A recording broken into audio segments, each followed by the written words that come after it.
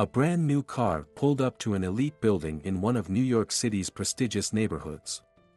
A slender, attractive woman stepped out. At first glance, she looked no older than 25, but in reality, she was much older. Lexi, an associate professor in the Department of Literature and a PhD in education from a liberal arts university, was nearing 40, a critical age that young people often perceive as the onset of old age.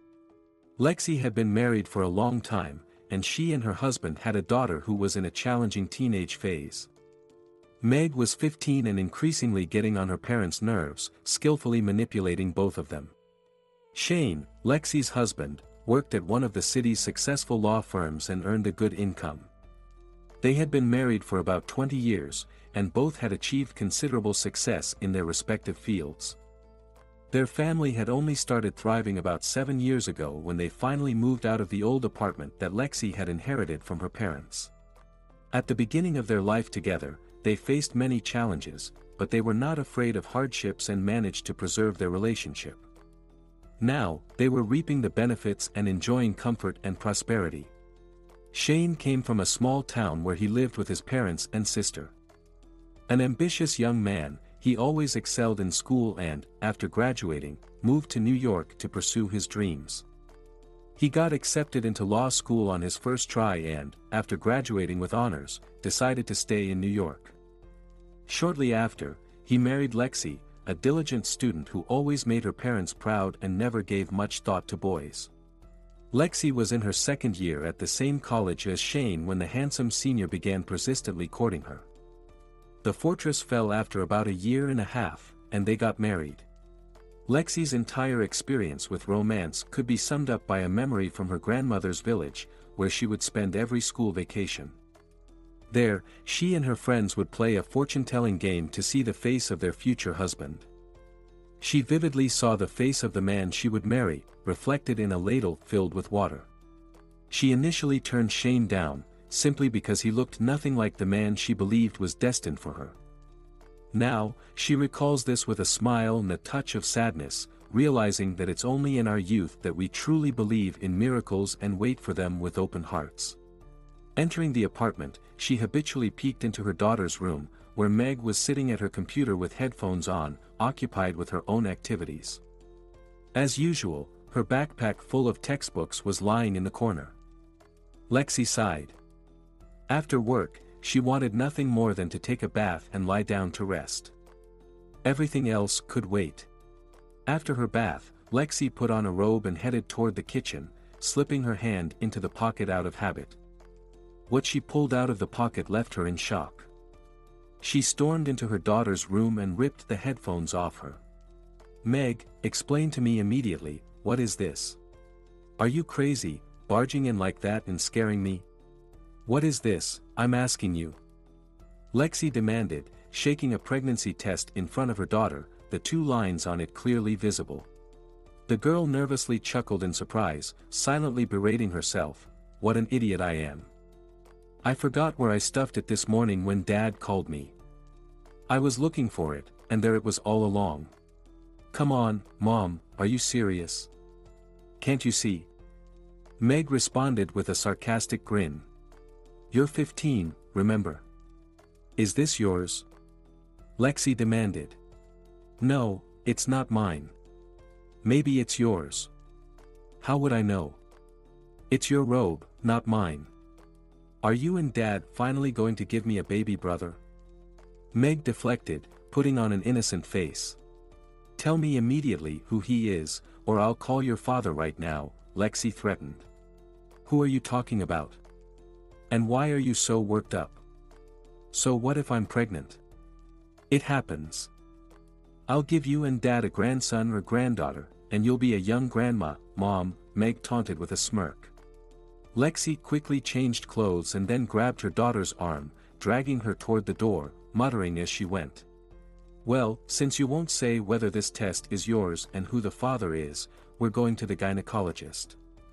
I won't drive myself crazy or upset your father for nothing. I'm not going anywhere. I'll tell you everything myself. The test is mine, and yes, I'm pregnant." The father is Tyrone, my classmate, Meg finally confessed. Lexi gasped and sat down on the bench in the hallway. Then, suddenly, she sprang up and pulled her daughter toward the door again. We're going to Tyrone's house.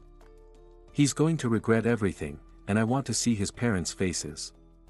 I'm curious how they'll react to the news that their son is about to become a father. Meg resisted with all her might, but then, unexpectedly smirking to herself, she easily complied and got into the car, guiding her mother toward the country house of her classmate, the golden boy of a wealthy family, adored by all the high school girls.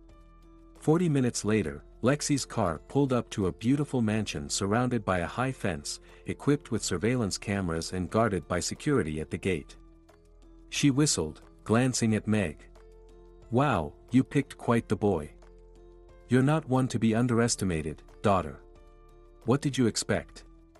For me to end up like you, spending half my life with a husband in an old apartment? Meg retorted. The security guard informed the homeowners of their arrival, and a few minutes later, Lexi's car drove into the mansion's courtyard. She got out and confidently strode toward the entrance, firmly holding her daughter's hand. A maid asked them to wait, saying the master of the house would be with them shortly, while the mistress was in the bedroom with a migraine. A migraine, huh? After what I'm about to tell you and your husband, your migraine will never end, thought Lexi, flushed with anger. She didn't immediately notice the owner of the house, who had stepped out of his office, greeting the uninvited guests with a smooth, pleasant voice. Hello, are you here to see me? May I ask what brings you here? Lexi turned around and froze. Staring at her with gray eyes was an attractive man, roughly her age.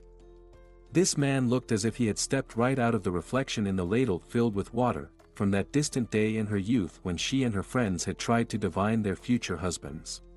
He didn't move either, momentarily captivated by the sight of this flushed, young woman who was undeniably striking, with a hint of anger still flickering in her eyes. A meaningful pause filled the air. The man and woman seemed to be alone in their own world, mentally communicating with each other. In both of their minds, classical music played softly, with a violin solo leading the melody. Meg couldn't take it any longer and gave a loud, deliberate cough to remind her mother why they were there. Darling, what's going on? Who are these people? Asked a beautiful blonde woman, presumably the mistress of the house and the mother of the rich boy, Tyrone. She looked as if she was either suffering from a severe headache or had just bitten into a lemon. There wasn't much else to conclude about her since, instead of politely responding to their greeting, she wrinkled her upturned nose in disdain. Descending the luxurious staircase in a stunning outfit with full makeup, she seemed unable to relax for even a moment in her own home, believing that, even here, strangers could walk in off the street and steal her husband away. Good thing the maid whispered that I should come down. I wonder what this wretched woman and her daughter want. And the way she's looking at my husband, just awful, the mistress of the house thought as she scrutinized Lexi from head to toe. Why did you get up, Rebecca? Go back to your room, I'll handle this, the master of the house said irritably to his wife. Snapping back to reality, Lexi quickly pushed her daughter forward, deciding not to delay the confrontation. Look, here's what I found today in my daughter's possession. 2 lines, clear for everyone to see, right? My daughter is pregnant by your son, and I demand that you take immediate action regarding him. Or better yet, call him down here, and I'll take care of it myself. Meg watched with delight as the scene unfolded before her, which Tyrone's mother conveniently fainted right onto a plush sofa behind her, while the helpful maid waved a glass of water under her nose. Tyrone's father immediately started calling his son, demanding that he come home right away. Meanwhile, her own mother was threatening the entire family with retribution for dishonoring her innocent girl. Having enjoyed the spectacle enough, Meg decided it was time to put an end to it because she was starting to get bored. The joke was, admittedly, not the best. In truth, Meg had planned to pull a prank like this on her mother when she asked a pregnant neighbor to pee on a test, supposedly for a science experiment. Meg hadn't quite decided if she would go through with it or not, and then she forgot where she hastily stashed the test. She really did intend to throw it away, but her mother got to it first and found that stupid test. And then everything unfolded the way it did. Meg walked up to her furious mother and announced loudly, "Let's go, Mom. I was just joking, it's not mine. I found it. I was just curious to see how you'd react." "What do you mean, joking? You nasty little liar," snapped Tyrone's overdressed mother, coming out of her faint as abruptly as she had fallen into it. "Did you think you could trick your way into our family? It won't work. Tyrone would never even look at you. Calm down. We don't need anything from your family. Well, now that everything's cleared up, we'll be on our way." "Sorry for the trouble," Lexi said in frustration, turning to her daughter. "Let's go. We'll talk at home." Burning with shame, Lexi walked towards the car, speaking sharply to Meg. "You really are horrible, making me go through such humiliation. I've never felt so embarrassed in my life." "Really? But doesn't your husband, my dad, make you feel humiliated every time he cheats on you with another tramp? Or do you think I don't know what he's always apologizing for?" Meg shot back. "That's none of your business. You're too young to judge your father or draw any conclusions." "I'm not judging him, Mom. I'm judging you. He blinds you with gifts, and you pretend you have a perfect marriage. By the way, how's your new car? Is it worth your tears?" Lexi couldn't find the words to argue with her daughter's harsh but fair remarks. She wanted to get as far away from this house as possible. So she opened the passenger door and silently looked at her daughter. Sensing she'd gone too far, Meg obeyed and got in. Their argument was being closely watched by Byrne, the master of the house, who was observing them through his computer monitor and could hear every single word, thanks to the sensitive microphones on the house's security cameras. Through the office door, the annoying wailing of his wife could be heard, with the loyal maid trying to calm her down. How had it come to this, where they'd become total strangers to each other? Living like neighbors, only exchanging greetings when they happened to run into each other in this big house. The only thing keeping them connected was their son. Where had the love gone? Was it ever there at all? She had always been interested in his money. And he just needed a family. A normal, complete family, the kind he had dreamed of throughout his childhood when he lived in a dirty apartment with his alcoholic mother. He had achieved everything he had because he wanted to live differently from how he had in his childhood. Even now, he felt sick remembering everything he had to endure because of his reckless mother. She hadn't always been like that. After Byrne's father died, his mother drowned her pain in alcohol. She went from man to man, each one as much of a drunk as she was, giving herself to anyone for a bottle. Byrne vividly remembered the shame and the unbearable sense of guilt, as if it was all his fault, the little boy who would lift his mother out of a filthy puddle and drag her home across the street, in full view of all the neighbors. He never told anyone about it and tried to forget it like a horrible nightmare. All through his childhood, he stubbornly repeated to himself that he would live a good life, and he achieved everything he had ever dreamed of. He built his empire with his own mind, sweat, and blood. He surrounded himself with a tall fence equipped with cameras, shielding him from his shame. Byrne stood by the window, watching as the car of the woman who had struck him to his core drove out of the yard. A mother had come to stand up for her child. He would have given anything for his mother to have defended him like that against those who bullied him in his childhood. Lexi came home feeling drained from the day's events. She had no strength left to argue with her daughter again or explain anything to her husband. She quietly entered her bedroom, collapsed on the bed, and fell asleep almost instantly. She dreamed of the beautiful mansion they had visited earlier in the day, climbing up its long staircase from somewhere below. The staircase seemed endless, forcing her to search for a way out from the never-ending flights of steps and railings. Meanwhile, Shane was stuck in traffic and growing anxious. He was running late for a meeting with a client he was on his way to when the accident happened, causing the traffic jam. He had to call and cancel the appointment because it looked like he would be stuck on the highway for a while. Then he called his wife to let her know about the traffic.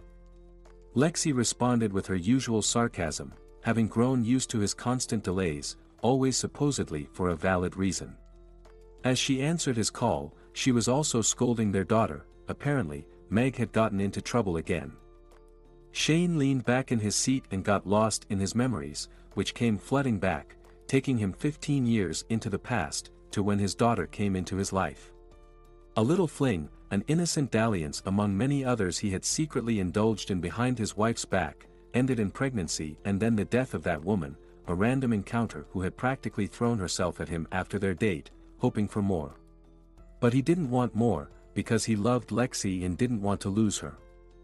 Yet there were so many beautiful, lonely women around that he couldn't help himself and resist temptation. Is it really my fault that my body is wired this way? Besides, plenty of men live double lives, spicing up their stable marriages. He would console himself each time he felt guilty after meeting yet another mistress. When the hospital called and told him his wife had died in childbirth and that his number was written in her notebook, Shane was terrified. At first, he didn't understand and thought they were talking about his wife, Lexi. Then he remembered that she hadn't looked pregnant that morning and dismissed the call as someone's stupid prank. Still, he went to the hospital that day and looked at the body of the woman in labor, recognizing her as the same persistent girl he had once known. He then asked to see the newborn girl who had come into the world from his brief fling with her mother. Shane immediately paid for a paternity test, which confirmed without a doubt that he was the father of the child. If he hadn't taken the baby then, she would have ended up in an orphanage. So, he brought his daughter home to Lexi. Nervously, he tried to explain, cowardly blaming everything on his late mistress for getting pregnant to tie him down with a child. Shane stammered as he held the bundle with the baby, while his wife frantically packed her things amidst his desperate pleas. When a long wail came from the bundle, signaling that the baby was hungry and possibly wet, Lexi couldn't hold back and unwrapped the blanket. She then sent Shane to the pharmacy for formula and diapers. When he returned with everything needed and entered their apartment, he heard Lexi softly singing to the little girl. Lexi never found the strength to leave because the child needed her like a mother. She simply accepted the girl as her own daughter. But from that moment on, Lexi became different. She grew cold towards Shane as a man, frequently citing headaches and avoiding intimacy. He genuinely tried to stop his affairs at first but eventually reverted to his old ways because he had needs that his wife was not fulfilling. After each new affair, guilt tormented him more intensely. He tried to appease Lexi with expensive gifts, although she never created a scene and acted as if she didn't care at all. Beneath the facade of their seemingly strong and perfect marriage, an observant person could notice the carefully hidden pain of a woman. Their daughter Meg had long understood everything, but what could she do? She just learned to turn her parents' relationship to her advantage. When her parents were at odds, each of them paid extra attention to her. There were no shouting matches in the family. Instead, there was a deafening silence hanging in the air, which was even more terrifying. One thing was certain, Lexi loved her daughter and lived in this illusion of happiness only for her sake. Once, she tried to leave Shane again after one of his affairs. Meg was 3 years old at the time. She packed her things and her daughter's things and was almost out the door when Shane took the little girl in his arms and said that their daughter was his and would stay with him, and she could leave if she wanted. Lexi had already grown attached to the child and couldn't bear to be separated from her. She never tried to leave again after that. From then on, she pretended not to care and sank into a monotonous indifference, building an invisible wall between herself and her husband. From time to time, Shane would break through this wall, asserting his legal rights over her body, but she never let him back into her heart. Sitting there, lost in thought about his life, Shane realized that he had never been able to make his wife happy. She didn't even want to have children with him. Every woman wants to experience the joy of motherhood from beginning to end. To become pregnant by a man she loves and to carry her own child, that is happiness. Lexi no longer dreamed of such happiness, she simply tried to find solace in her growing daughter. Most of her life had already passed, and yet happiness remained elusive. But she had no right to complain. She had a home, a job she loved, friends, a child, and, in some form, a family. She lived in the illusion of happiness. When she saw Byrne, as if he had stepped right out of the picture of her girlhood dreams, her frozen heart began to beat faster, and a flicker of hope for happiness ignited within her, though she hadn't yet realized it herself. The next day, after that fateful encounter, Lexi awoke as a different woman, one who no longer wanted to continue living this way, sinking deeper into lies. Lexi woke up in the middle of the night. She had slept for more than 12 hours, having collapsed onto the bed as soon as she and Meg arrived home. She walked to the bathroom, peeled off her crumpled clothes, and stood under the shower. It was Saturday, so she didn't have to go to work. Where could she escape from all these thoughts tearing her head apart? After her shower, Lexi quietly went to the kitchen and brewed herself some coffee. Apparently, Shane wasn't home. He was probably still stuck in traffic or, more likely, with some girl. She hadn't felt hurt for a long time because indifference to her husband had settled in her heart. She didn't even blame him, understanding that, in all likelihood, it was her own fault. She couldn't have done things differently. Even her parents never found out that Meg wasn't their biological granddaughter. At that time, her parents were on an extended trip that lasted over a year. Both of Lexi's parents worked as archaeologists and frequently traveled, passionately devoted to their work and to each other until the very end. They were only surprised that their daughter, who regularly responded to letters and rare phone calls, hadn't told them about her pregnancy. They adored their granddaughter but didn't see her as often as they would have liked. Meg's grandparents left this world almost together. First, Lexi's mother passed away suddenly, and then, 6 months later, her father died from grief. Meg was 3 years old at that time. It was then that Lexi wanted to leave her husband and move into her parents' apartment with her daughter. In the end, they did move, but the whole family, together. They lived in Lexi's parents' apartment for 5 years. Now, the apartment was empty, and Lexi would go there from time to time, especially when she wanted to be alone and cry about her fate as a woman. It never crossed her mind to take a lover to get back at her husband, even though she would have had no shortage of suitors. She was a beautiful woman and knew how to present herself. But she didn't want to sleep with someone without love, and she couldn't bring herself to love.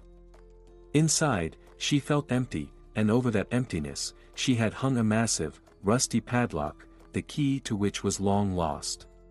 She would always have the example of her own parents before her eyes, parents who managed to preserve their love and live a long, beautiful life together. When she got married, she wanted a fairy tale like theirs. Lost in her thoughts, Lexi didn't hear her husband come into the apartment. He tried to tiptoe to the kitchen. Groping for the light switch in the dark, Shane jumped when he saw his wife sitting at the table, staring directly at him with an unblinking gaze. "Good Lord, are you trying to scare me? I'm not a young man anymore. Judging by your late-night adventures, you're still quite youthful." "Well, you see, it happened like this. The guys invited me to celebrate a successful deal. I thought I'd be free quickly, but they wouldn't let me leave. I don't care where you were. We'll talk later when our daughter leaves for school. I have something to tell you about her." A conversation like this took place between the couple, after which Lexi got up and headed to her room. As she passed by her husband, he forcibly pulled her close and embraced her, his hands roaming over her body as if checking if her chastity belt was still in place. He always desired his wife, but if she weren't so indifferent, he would have stopped his affairs long ago and become a devoted family man. At least, that's how it seemed to him. He kissed her neck, chest, and face, while Lexi looked him straight in the eyes with a mocking expression and remained still. She had a knack for extinguishing his desires right at the start. He continued to caress her firm body, which showed no response to his advances, and then he finally let her go. "Let's consider the marital duty fulfilled. You can go and rest from work," Lexi said. At 7 a.m., Lexi went into her daughter's room, leaned over her, and kissed her gently, telling her it was time to wake up. Meg wrapped her arms around Lexi's neck and began apologizing for the previous day. "I'm sorry, Mom. I was such a fool, but I love you so much." "I love you too, my girl. We'll talk later. Now get up and go to school, breakfast is ready." High school students at the elite academy even had classes on Saturdays. Meg's parents could afford to pay for her education and provide her with a good upbringing. Most of the students were from very wealthy families. Lexi dropped her daughter off at school and headed back home. She didn't notice Meg approaching Tyrone, who was waiting nearby. "Meg, I still don't get what happened yesterday. Am I going to be the father of your child?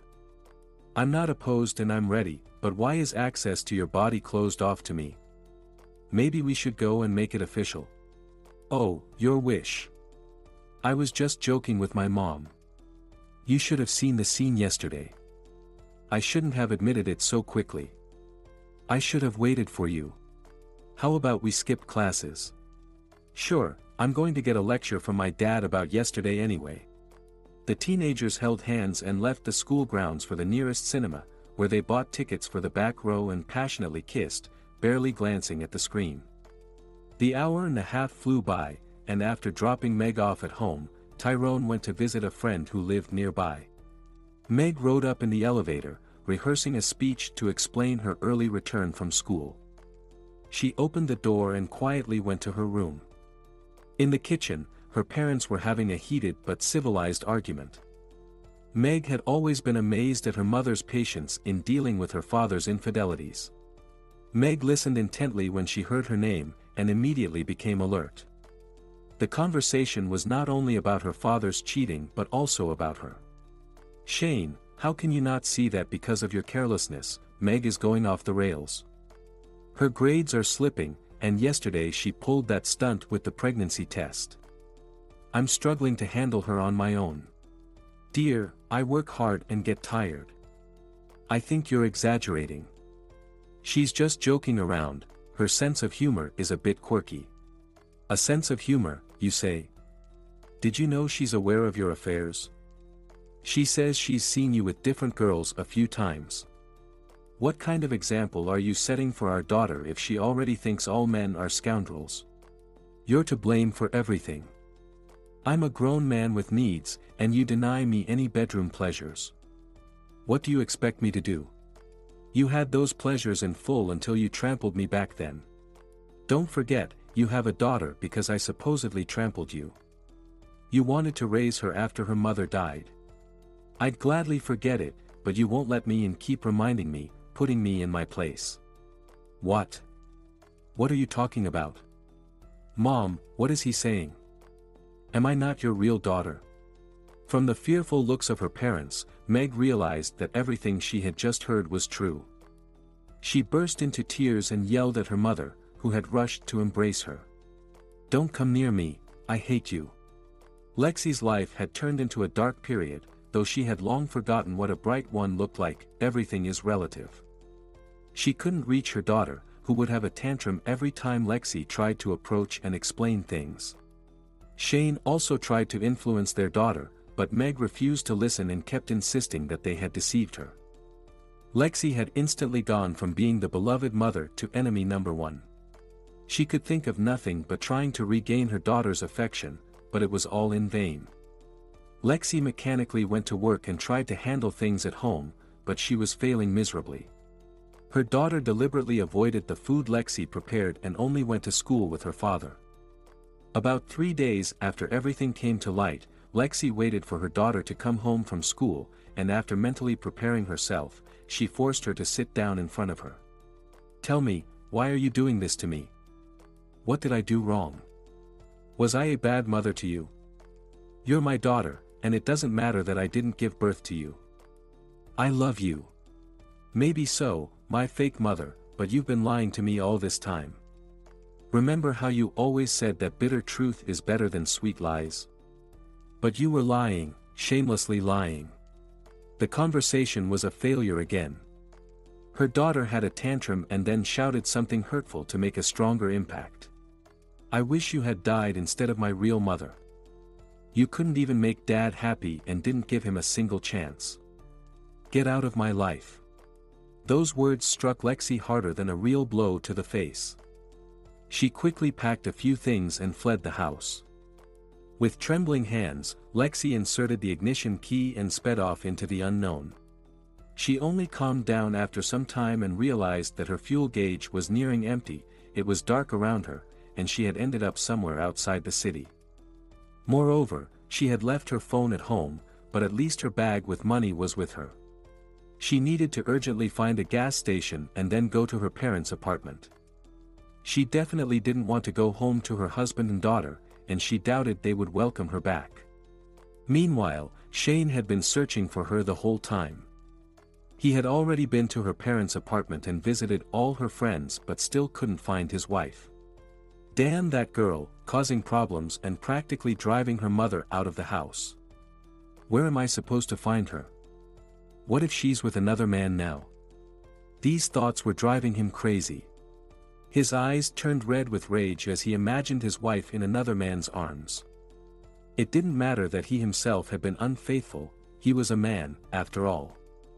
His mind was flooded with images of his wife's non-existent infidelity. Shane was boiling with anger when his daughter called, crying on the phone that she didn't want to be alone. He had to stop the search and go home. He was no longer angry with his daughter, shifting all the blame back onto Lexi, who was always at fault for everything, including this time. At the gas station, Lexi habitually inserted the pump into her gas tank and went to pay at the counter. Standing by the counter was Byrne, who smiled at her. Byrne had let his driver and security go for the evening. He wanted to be alone and, for a while, become an ordinary person again, not a big-time businessman. When he saw the woman he had been thinking about for the past few days coming towards him, he praised himself for his foresight. The mother of his son's classmate, who had made a scene at their house, was standing in line behind him at the counter and didn't even look at him, skillfully pretending not to recognize him. Oh God, this is the last thing I needed. He's looking at me like that. Who is he, by the way? An oligarch or an oil magnate? Lexi was nervously thinking. She was afraid to look up at him. If she believed the predictions of her youth, he was the one, but fate had only brought them together now, in the twilight of their lives. Hello, Lexi. You probably don't remember me. I'm Byrne, Tyrone's father. You were at my house 4 days ago. Is your daughter still feeling nauseous in the mornings? Hello, I do remember. How could I forget you? Is your son Tyrone sick?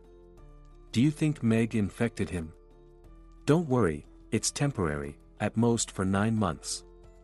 Are you going to pay for the gas, or are you just here for an interview? Byrne realized that the woman was not in the mood for flirting and immediately became serious. I apologize, Lexi. I never was good at joking around with a beautiful woman, especially one I like. It seems like there's some sort of shift change or reserve fueling happening here, and I'm not quite sure. So, it looks like we can't refuel just yet. I suggest we drive in my car to the nearest cafe and wait there. Your car will be looked after here. I have gas. Lexi agreed. Anything was better than being alone and dwelling on the events of the past day. Byrne turned out to be a great conversationalist, and after half an hour, Lexi found herself at a roadside cafe with him, laughing effortlessly at all his jokes.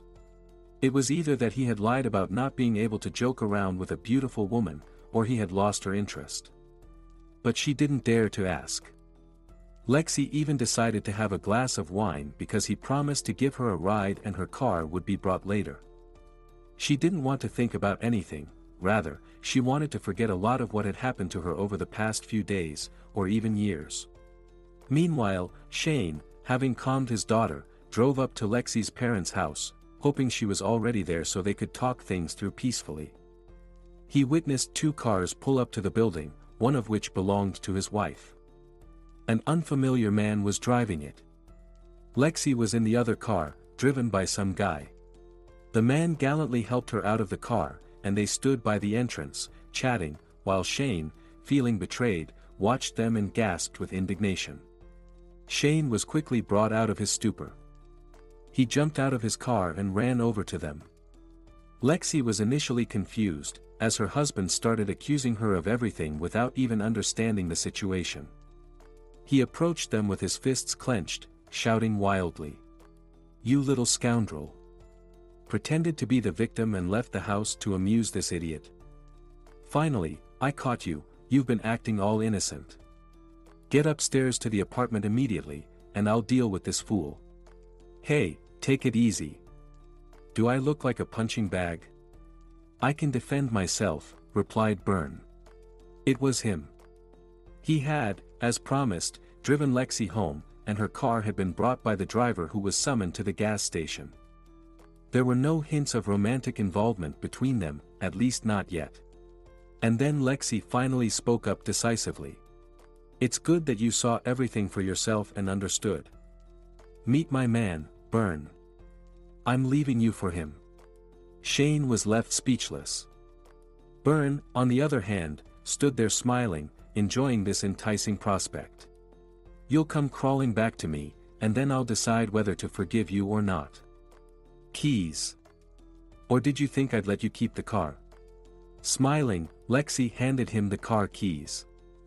She did this with a light heart.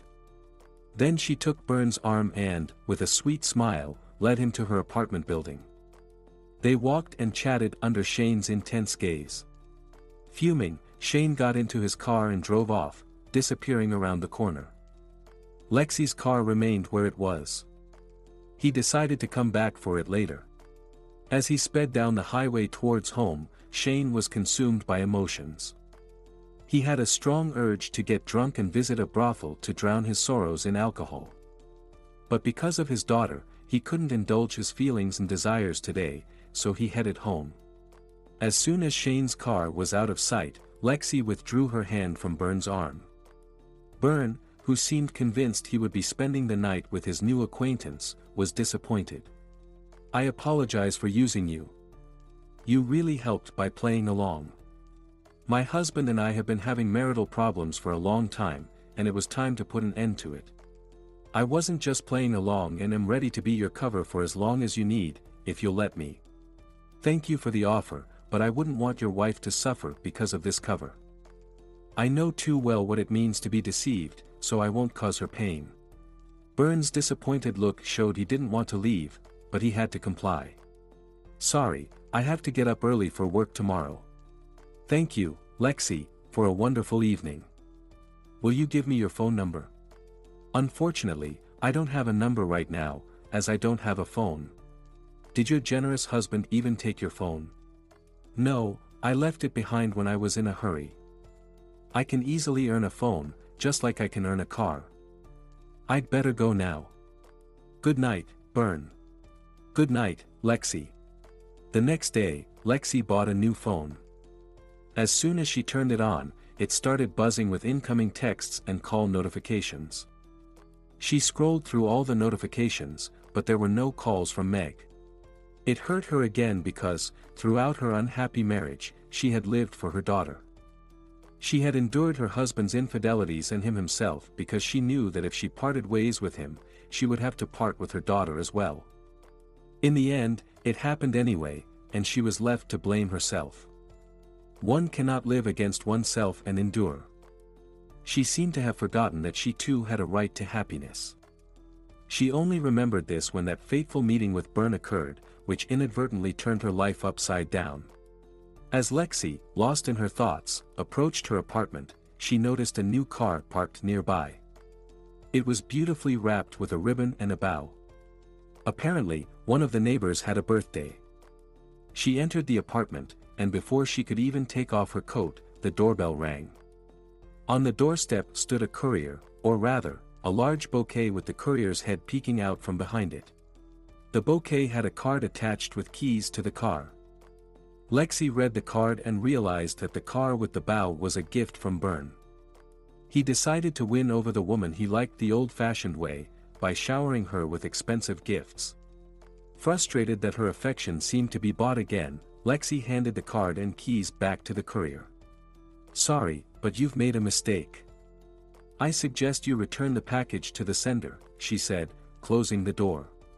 At that time, Byrne was in another city on business, as he had informed his wife that morning. She was used to his business trips and merely shrugged, wishing him luck.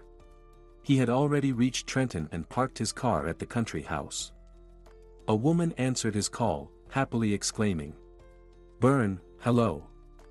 Come in, I'll get her ready." As he walked through the yard and then into the house, he strolled along the walls adorned with numerous photographs of himself. Most of the photos depicted him as an adult. There were only a few childhood photos. At that time, he had held no value for the owner of the house. About half an hour later, a wheelchair silently rolled into the room.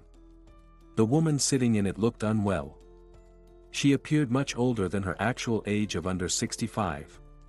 "Hello, my son, I felt this morning that you would come." "Hello, Mom. Of course, I always come around this time, you know." When Byrne's business started to thrive and he made money, he managed to pull his mother out of the dire situation she had been in for a long time. The consequences of her wild and carefree life affected not only her appearance but also her health. He had settled her in this house and hired a caregiver. He never introduced her to his own family, but he visited and helped his mother regularly. Despite his difficult childhood, he felt it was his duty. Byrne didn't stay long in Trenton with his mother, although he usually remained for a day or two. This time, he was eager to see Lexi and talk to her. He brought his mother some medicine from New York and left money with the caregiver for household needs. They chatted briefly, and then he prepared to head back. As he approached New York, he turned his phone back on. When leaving for his mother's, Byrne preferred to keep his whereabouts unknown. Immediately after receiving several messages from the delivery service, Byrne learned that the paid delivery had not been accepted because his gift was rejected. Maybe she didn't like the flowers or the brand. What went wrong? I meant well, he mused to himself. Byrne first went to the building where he had dropped off Lexi the previous day, but no one answered the door. Either she was already asleep or not home. Both cars were parked outside, seemingly competing for the exclusive right to belong to their owner. Shane's gift seemed to proudly tell its rival that its owner had already been driven around several times, while the new car with the bow had not yet even been unwrapped by her. Byrne waited for a while, then decided to head home. Lexi, hiding behind the curtain, watched him from the window above. When he left, she sighed with relief. She didn't want to see anyone right now. After a while, Byrne arrived at his mansion. It was around midnight. The yard was eerily silent, and the house seemed empty, with no lights in the windows, as if it had immediately become deserted in his absence. It seemed that neither his wife nor son was home. Even the staff was missing. Apparently, Rebecca had given everyone the night off, and his son Tyrone was staying at a friend's house. However, there was definitely someone in the house, as faint sounds of music could be heard from the bedroom upstairs. The man went up the stairs and flung open the door to wife's bedroom. They had been sleeping in separate rooms for some time. What he saw didn't surprise him much, as he had suspected something like this, but due to his indifference, he hadn't bothered to keep track of his wife. On their marital bed was his personal driver, Carl, while Rebecca, wearing only a man's shirt and barely covered, was emerging from the bathroom. The room was set up romantically, with candles lit and rose petals scattered around. The scene was so absurd that Byrne began to laugh uncontrollably. Carl, his driver, hurriedly put on his pants, babbling excuses and blaming everything on Rebecca.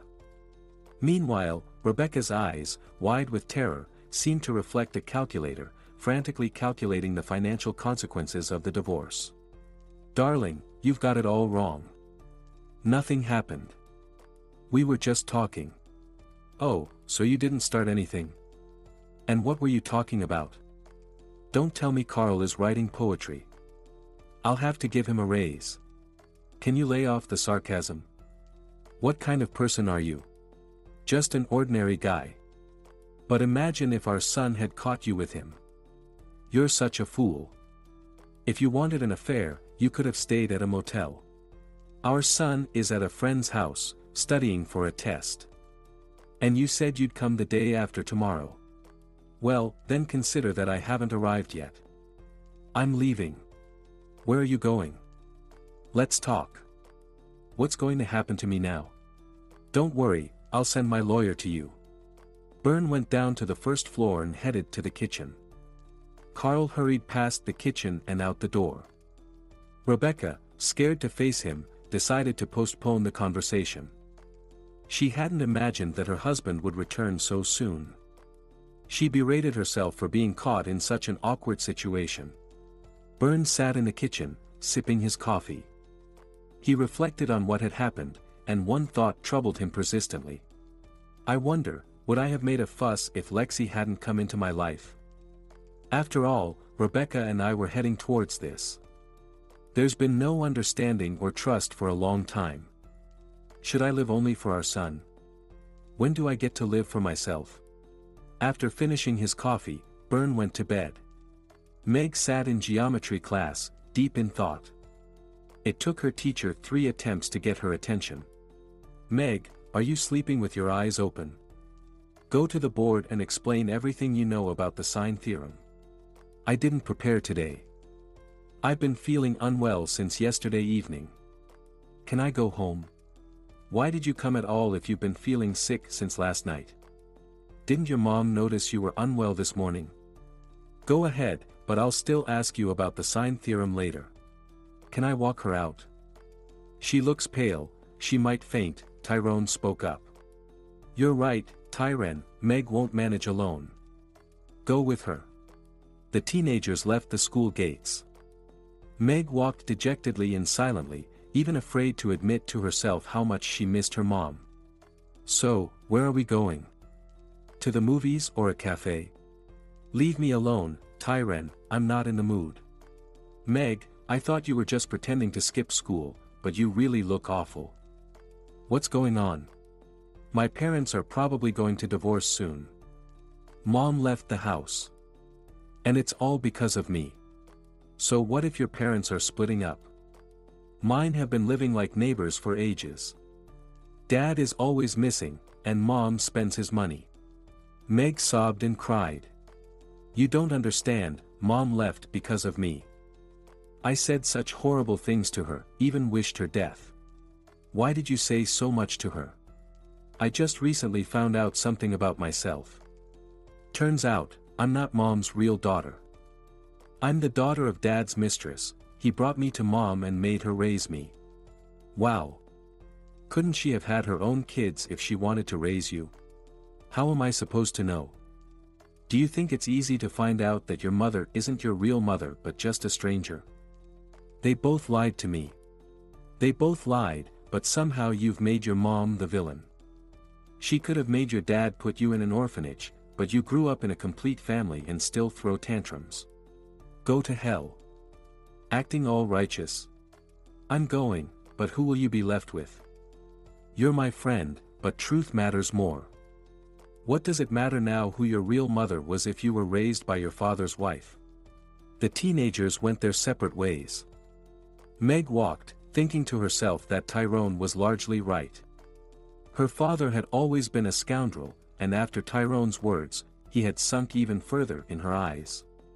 If my husband brought home a child from another woman, could I accept and raise him as my own? That's a big question. And here's this child who's grown up and, in gratitude, has dumped a bucket of filth on Mom. Great, Meg pondered. But how do I fix this situation now? Apologize? What if she doesn't forgive me? You won't know until you try. Meg finally made up her mind and headed to her mother's workplace. At the university entrance, the security guards let her through without any trouble. Lexi was busy with a literature lecture. She stood before the classroom, delivering her lecture. All the students listened intently, including Meg, who stood outside the door and listened through a small crack, absorbing everything her mother was saying. When the lecture ended, students streamed out of the large auditorium, discussing what they had heard. Meg hesitantly entered the now empty room.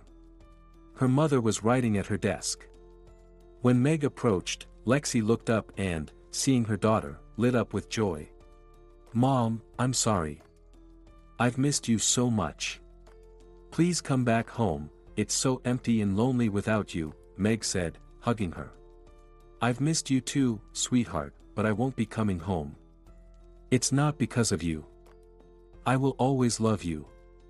But I don't want to live with your father anymore, so I'm filing for divorce. It's about time, Mom. Can I live with you instead of Dad? I won't be a bother, will I?" "Of course, you can, silly. But you know that my apartment doesn't have the same comfort as your father's." "That doesn't matter, Mom. The important thing is that you're there." The next morning, after her humiliating experience of being caught in the act by her husband, Rebecca woke up in a terrible mood. She had nightmares all night about Byrne leaving her with nothing after the divorce and Tyrone wanting to live with his father. Deep down, she still harbored a small hope that Byrne wouldn't tear their lives apart and change everything. "Maybe I can still convince him. After all, he once loved me, didn't he? Although, who am I kidding? If I hadn't accidentally gotten pregnant, he probably wouldn't have married me. What should I do? All right, I'll go to him and try to fix everything," Rebecca thought as she headed down the stairs to her husband's room. Rebecca tiptoed up to the door and silently turned the handle. The door was locked, and she knocked. Byrne immediately opened it, having just come out of the shower and preparing to leave. He looked Rebecca up and down with a crooked smile, recognizing from her open robe that she was trying to seduce him. "Darling, don't you think you've got the wrong door? Carl's room is in the courtyard, in the little house to the right of the garage. I'm sure you won't get lost now." "Byrne, stop joking. I just wanted to talk to you about what happened and find out what you plan to do. I'm planning to move out today, but first I need to talk to our son. I hope you only let him stay at his friend's for one day. So you've already made decisions for both of us, just like that? Why drag it out? The lawyer is already preparing the papers, I called him yesterday. Just one request, when he invites you for a meeting, please dress appropriately." Rebecca turned and quickly headed back to her room, while Byrne went to the kitchen for breakfast. After breakfast, he got into his car, where his driver Carl was already waiting. Carl initially tried to explain something to him, but Byrne told him to be quiet and focus on the road, stating that he wasn't concerned with the personal lives of his employees. Left alone, Rebecca began to ponder what to do next. She took a bottle of wine to her bedroom and sipped it slowly, lost in thought. The call from Byrne's lawyer came right at 8 a.m. "Good morning, Rebecca. This is Liam, your husband's lawyer. Where would you prefer to discuss the case, at your home or in my office? I'd rather not leave the house today, so it would be better if our meeting is at home." "If it's convenient for you, I expect you in an hour," she demanded. "Unfortunately, I won't be able to make it in an hour. I will come to you at 12. See you then." When the clock struck noon, the punctual-to-a-fault lawyer stood before Rebecca to present her with the divorce and property settlement agreement with her husband. According to the agreement, Byrne generously left her the house, $100,000 in the bank, and a monthly allowance of $5,000 for their son until he turned 18. Rebecca skimmed through the text and, outraged, threw the agreement at the lawyer, loudly expressing her frustration. "How am I supposed to live on this pittance? This pathetic amount won't even cover expenses for our son, let alone for me. And where will I get money for maintaining the house? How am I supposed to pay the staff and gardener? It seems to me that Byrne has shown you unprecedented generosity after everything that has happened.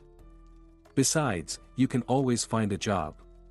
If I need your advice on employment, I'll come to you for it. I'm not signing anything and will consult my own lawyer first." "As you wish, but remember you signed a prenuptial agreement before the wedding. I hope you recall what it stipulates. It also includes divorce terms in case of adultery by either party." Rebecca regretted her imprudence in signing the prenuptial agreement. She had been eager to prove she was marrying Byrne not for his money. "How dare you suggest such things? Get out of here. I'll definitely hire a good lawyer and fight for my share of the assets, Rebecca exclaimed angrily.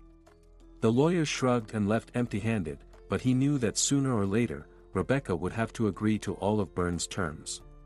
That afternoon, Byrne waited at the school to talk to his son and let him know that he would be living separately from now on. After waiting for an hour, the other students finally started coming out, but Tyrone was not among them. A friend of his son explained that Tyrone and Meg had left together earlier that morning. Byrne had to leave empty-handed. He temporarily settled into a hotel, and after leaving his belongings in his room, he drove to Lexi's house. His gift now stood alone by the house. The man impatiently rang the doorbell, hoping he would finally get a chance to speak with the homeowner. Meg, surprised to see Tyrone's father at the door, answered. "Hello, how can I help you?" "Good evening. I'm looking for my son. I was told he left school with you this morning. May I come in?" "I'd also like to speak with your mother." Byrne hesitated for just a moment but quickly found his response. "Yes, of course, come in, but Tyrone is not here," Meg said, letting the guest into the hall. The conversation between Byrne and Lexi wasn't going smoothly. In the kitchen, where they offered him a cup of coffee, Meg, who was trying to reach Tyrone, joined them.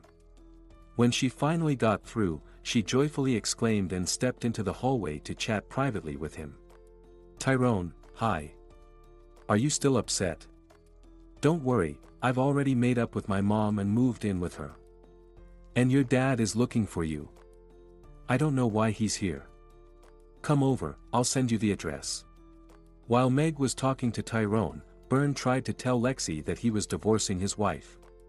"Lexi, how would you feel about me courting you? I'm practically free now, and you've left your husband." "What? Why? No need. And please take your car away, it's here unattended. It might get stolen." "I don't care, that's your problem now. It's registered in your name. I'm not proposing marriage just yet. We could simply date, go out together, and have fun. I only left my husband 3 days ago, having taken a serious step in my life, and now I'm enjoying my freedom, while you, Byrne, are trying to take it away. Also, you barely know me, having seen me only a few times, and you're already offering a relationship and giving me unimaginably expensive gifts. What if I fell in love with you at first sight? I'm old enough to distinguish a real diamond from a trinket. Well, calling me a diamond is a bit much, I'm more like an uncut agate. That's why I want to help you shine in all your facets. You deserve love, care, and attention. At least promise you'll think about my offer." He stopped talking as Lexi's daughter entered the kitchen. She had heard most of their conversation, having quickly briefed Tyrone on the phone with all the information she knew. Meg pretended she had just come to the kitchen door, giving her mother a wink. About half an hour later, Tyrone arrived, and Byrne, after thanking them for the coffee and hospitality, had to leave with his son to finally talk to him and explain everything. "Wow, Mom. You managed to charm such a man. Dad is definitely going to lose it," Meg exclaimed proudly as soon as the guests left. "What are you saying, sweetheart? I didn't charm him at all." "Oh, Mom, do you think I don't remember how you were practically devouring him with your eyes? You even forgot about my fake pregnancy for a while." "Relax, Mom. I approve. I hope you're not planning to wait for the divorce and get involved with him. He's a great guy, I'd be with him myself if I were a bit older. Did you see his house? Do you even know how much money he has? So, is he great or is it his money that impresses you? Where did you get this materialism at your age, child?" There was another knock at the door, this time more insistent. Meg opened it without looking through the peephole. "Why are you here? I am waiting for you at home, and you don't even answer the calls. You made Mom leave and then went off yourself. Where is she?" "Hello, Daddy. I'm glad to see you too." Lexi came into the hallway and Shane addressed her. "Can we talk? Now that you and Meg have made up, come back home. Everything is fine. Nothing is fine. Meg and I have made up, but I didn't have a quarrel with you. I just left you. Do you sense the difference? You're such a liar.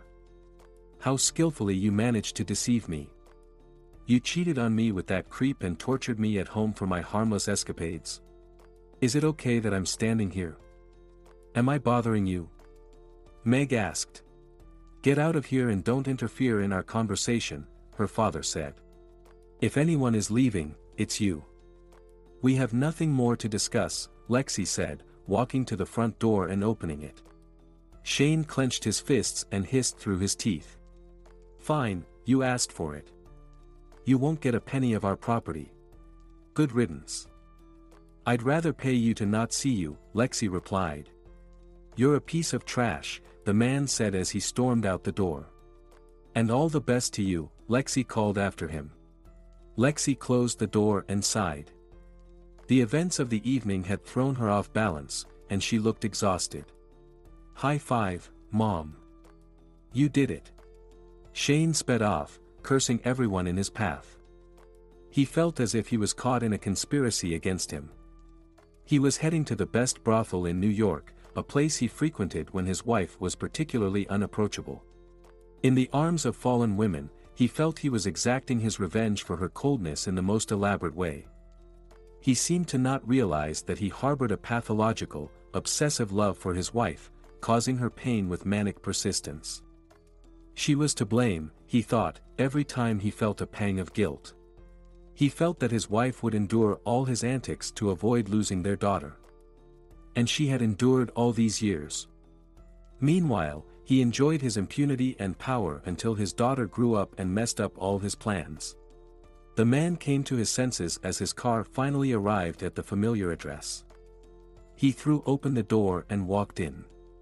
His arrival was warmly greeted, as evidenced by the enthusiastic exclamations of his old friends. Shane was in for a great night. Everything was in disarray at Byrne and Rebecca's house. The staff was speculating about who would stay and who would have to leave. Carl, the driver, wandered aimlessly from corner to corner, unsure of what to expect from his capricious employer. Unable to stand it any longer, he decided to speak directly to her. Rebecca, do you need me today? Byrne said that now that he's moved out, I'm entirely at your disposal. How official. I like it. Tonight we can play mistress and chauffeur, though no, better yet, mistress and slave. Since I'm now your sole mistress, you'll be mine only at night. During the day, you can drive me around for my errands. The reckless woman decided to indulge in all sorts of excesses, since she had nothing left to lose. The only thing that troubled her was the division of property. For this, Rebecca decided to turn to one of the most renowned law firms in New York. Carl, the driver who now diligently performed his duties both day and night, took her to the office. There, Rebecca flirted playfully with the charming lawyer, explaining the purpose of her visit. She promised him a generous fee and coverage of all current expenses, after which she received assurances that he would definitely help her claim half of the property in the divorce. Rebecca signed the contract with the lawyer and finally breathed a sigh of relief. Meanwhile, Byrne was completely unaware that Rebecca was preparing for a battle over his assets. He was sitting in his office at the company's headquarters when his secretary reported that his wife's lawyer had arrived and requested a meeting. When the lawyer stepped through the door, both men froze in astonishment and almost simultaneously exclaimed, "You?" The lawyer representing Rebecca was none other than Shane himself. Shane settled comfortably into the chair, sitting opposite his adversary, and didn't even attempt to hide his satisfaction that the very brainless blonde who had signed the service contract with him that day was exactly divorcing Byrne. The victory would be sweet when Shane helped his client claim half of Byrne's assets and then get her into his own bed, taking revenge for his recent humiliation. Shane was not accustomed to losing, whether in life or at work. He was truly an outstanding lawyer. He read Byrne the divorce and property settlement agreement he had prepared for his client and stood, looking down at Byrne. "So, Byrne, you have exactly 1 week to decide. If you do not sign this agreement and agree to my client's lawful claims, we'll see each other in court. Why wait, Mr. Lawyer? Just take it straight to court. Or are you not confident in your client's legal claims on my property? It's in my best interest to get divorced quickly since I plan to remarry. As soon as my lady and I are both free, we'll get married right away. Shane ground his teeth and stormed out of Burns' office. He couldn't understand why this scoundrel was so calm. It seemed he still had some tricks up his sleeve. But Shane wasn't one to be easily outdone. If it was a court battle he wanted, then it would be a court battle. Shane went to his client's house to inform her of the results of the negotiations. He stood in hallway, waiting for the homeowner, and looked around with a scrutinizing gaze. Judging by the surroundings, the divorcing couple had substantial assets. Perhaps I should focus on this blonde right away. Shower her with care and attention, making the most of both, he thought. It seems Lexi will never come back to me, so it's time to think about my future. Shane decided to act and didn't wait for Rebecca to come to him. He climbed the stairs and entered her bedroom, locking the door behind him. Rebecca, who was about to go downstairs, stood still and watched him with curiosity. Shane approached her closely, looked into her eyes, saw what he wanted, and then embraced and kissed her passionately. He then lifted her into his arms and laid her down on the bed. From that day on, Carl's services were no longer needed in the house, either during the day or at night. After talking with his father, Tyrone felt lost. His still developing mind understood that his parents had long been estranged. But when his father told him they were separating, he was stunned. "You are the best thing that has come from me and your mother, and we both take pride in you. Things will stay the same between us, and I will always be there for you, son. I'll support you in every way I can, both emotionally and financially." Tyrone accepted the news bravely at the time, but now he quietly suffered as he watched his mother act improperly in his father's absence, immediately bringing home a man she introduced as her lawyer. This lawyer had moved in and was bossing the staff around as if he owned the place.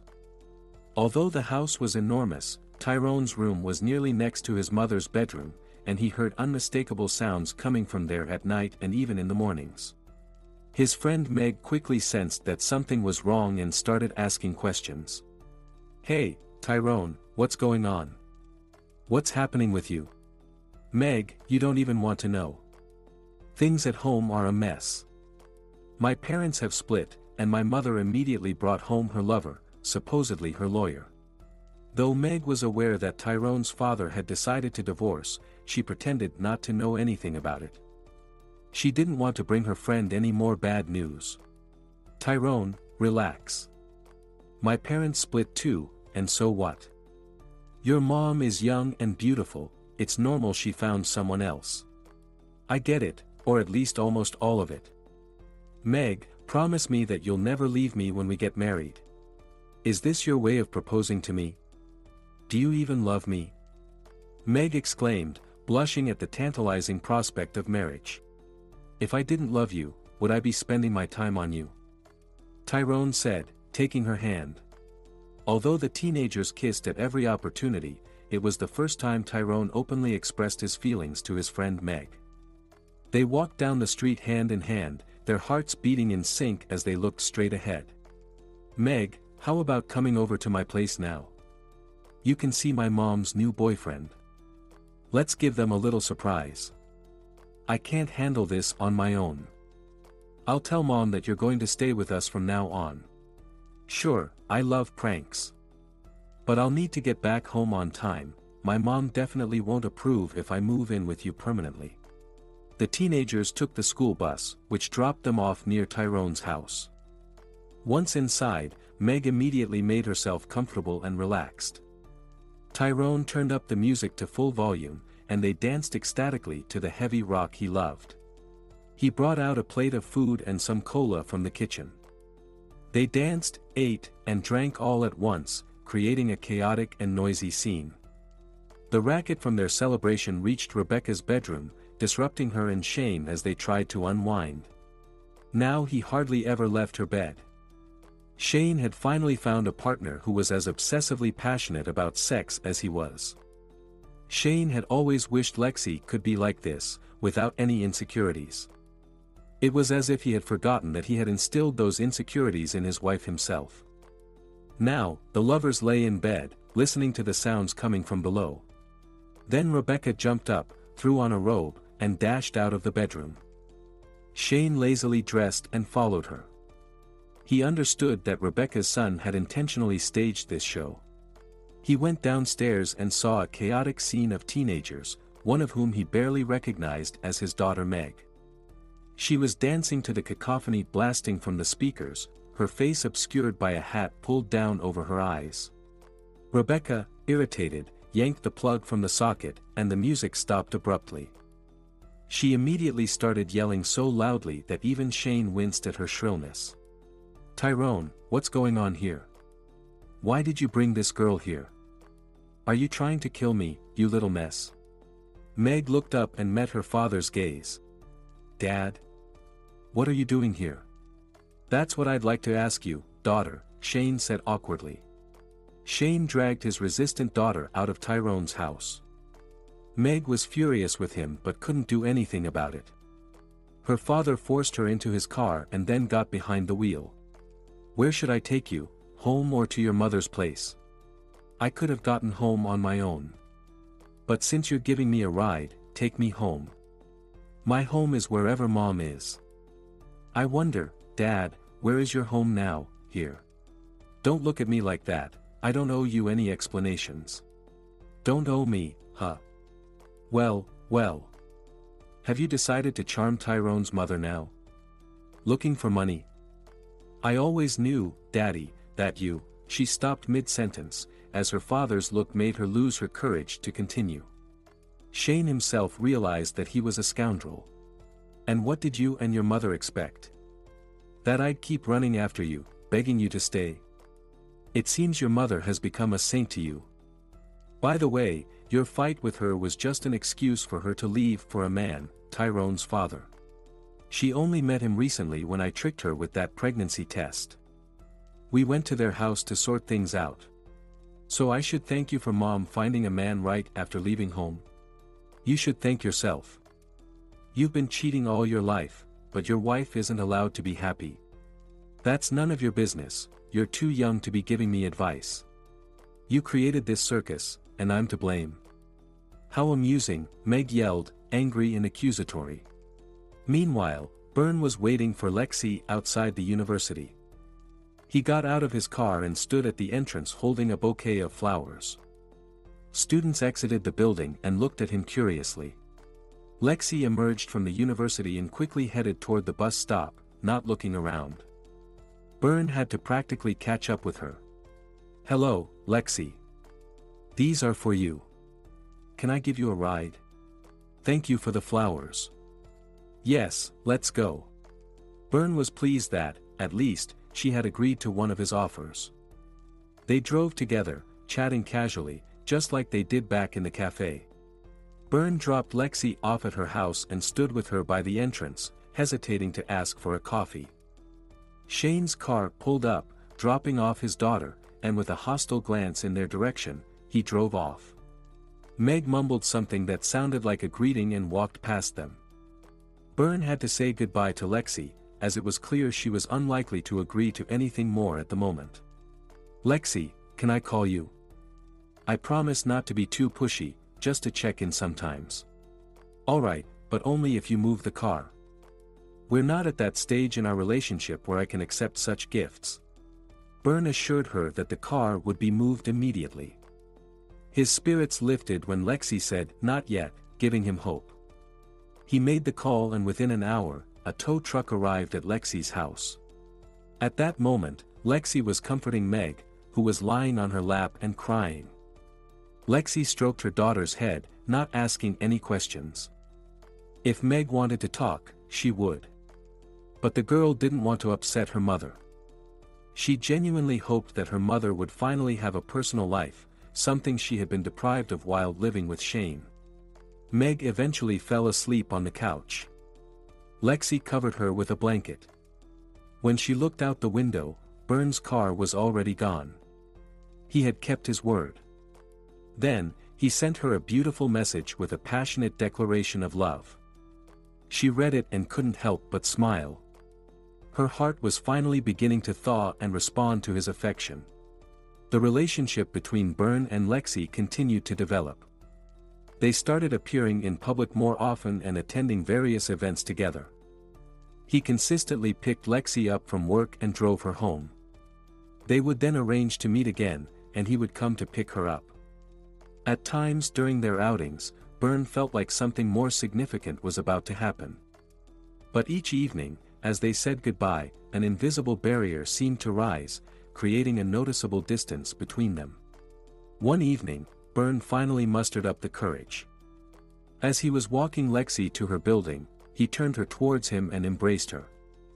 The fact that she didn't pull away gave him even more courage, and he finally kissed her. "Can't we go to your place?" he asked. "No, my daughter's there." "Then maybe we could go to my place." "Sure, let's go." Lexi immediately called Meg. "Sweetie, I'll be home a bit later. The event is running long." "That's fine, Mom. Don't worry about me. I'll be okay." "Enjoy yourself," replied Meg, who had seen Byrne's car pull up and watched as they both went inside from her window. That evening, the world gained two more happy people because love is what makes us truly happy. A spiritual connection is wonderful, and a physical connection is great too. But when both a spiritual and a physical connection exist between people simultaneously, it means the stars have truly aligned for them. In the relationship between Rebecca and Shane, physical connection was the focus. Yet, once out of the bedroom, Shane increasingly found himself pondering how they had nothing to talk about. Outside their bedroom, Rebecca could spend hours discussing clothing, celebrity lives, and gossiping about neighbors and their personal lives. This annoyed Shane. Sometimes, he wished he could remove the battery from this sex machine to make her quiet and then put it back in when needed. Despite the affluence her husband had once provided, Rebecca was pathologically envious. No one should live better than she did. This was why she had virtually no friends. She had destroyed all her friendships in her youth. Shane was a godsend for her. She had fallen in love with him and was willing to do anything to keep him by her side. If she only knew that her new lover had no intention of being satisfied with just her, it would shock her to her core. After all, she was convinced that she possessed everything any man could ever want. But Shane quickly realized that the swap of wives was far from equitable. Byrne had taken a true gem from him and in return had given him a mere trinket. Shane sincerely believed that Byrne owed him, at the very least, half of everything he had. With the trial coming up soon, Shane still hadn't finalized his strategy. He had to win the case and prove to Lexi that she ended up with a loser. But Lexi didn't see it that way. Byrne turned out to be exactly what fate had intended for her. As they grew closer and talked for hours about everything, she learned that they had countless opportunities to meet much earlier. But their paths only crossed now, when she felt that her life was almost over. Lexi was the one who filed for divorce. The notice arrived for Shane by mail, and he received it completely by chance when he went to his apartment to pick up a few things. He read the letter, and rage consumed him. Lexi wasn't seeking anything but her freedom, wanting to truly belong to just one person, the one who made her happy. After receiving the notice, Shane couldn't think of anything else. He was preparing with difficulty for the upcoming divorce proceedings between Rebecca and Byrne. He was confident about winning that case, as he understood it completely. However, he was unprepared for his own divorce. The date was approaching, and secretly, he hoped he could still win Lexi back.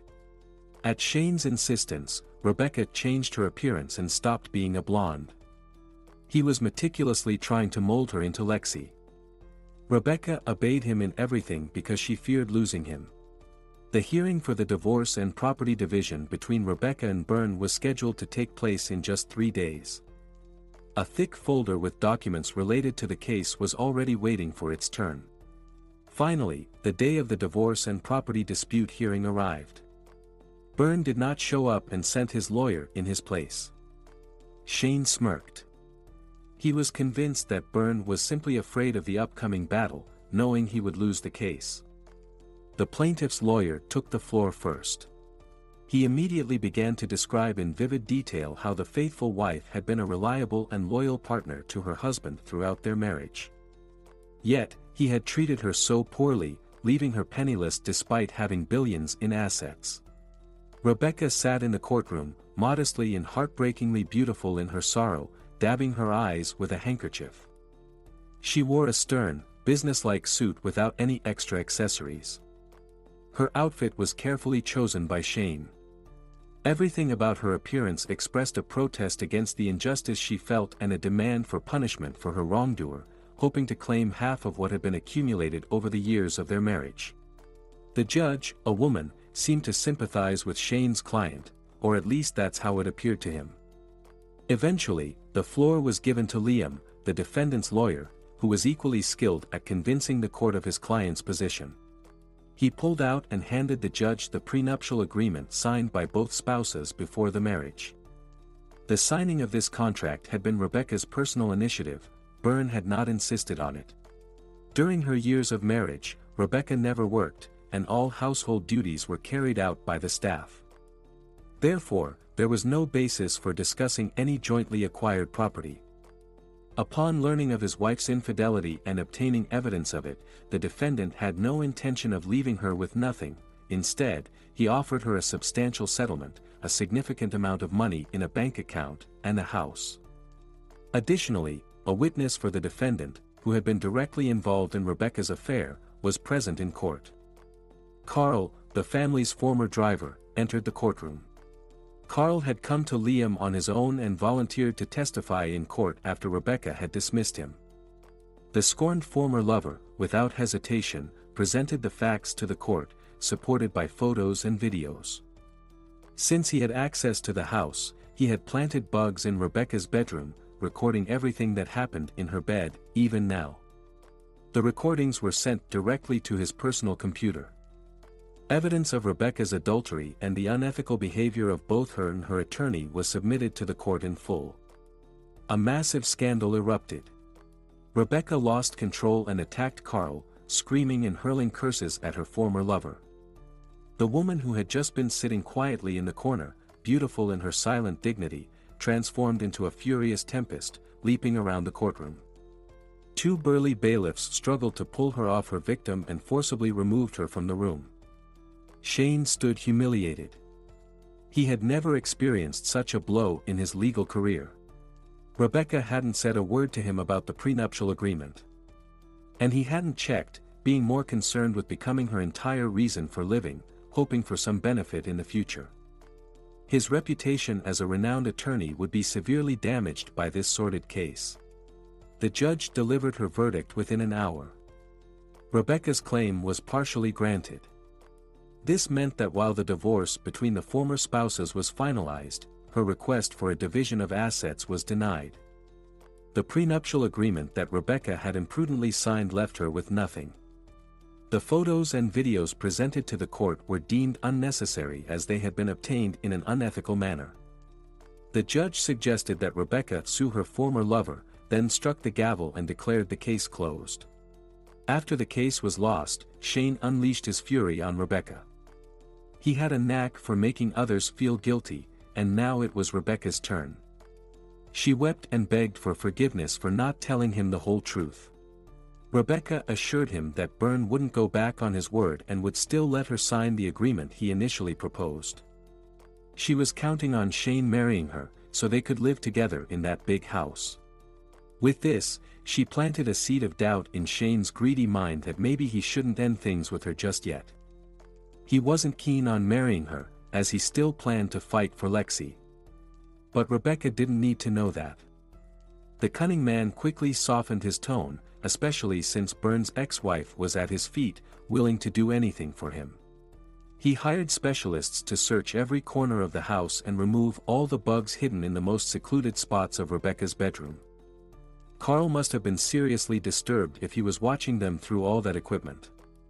Shane even blushed when he imagined what the former driver might have seen on those recordings. But life goes on, and there's no point dwelling on what's already happened.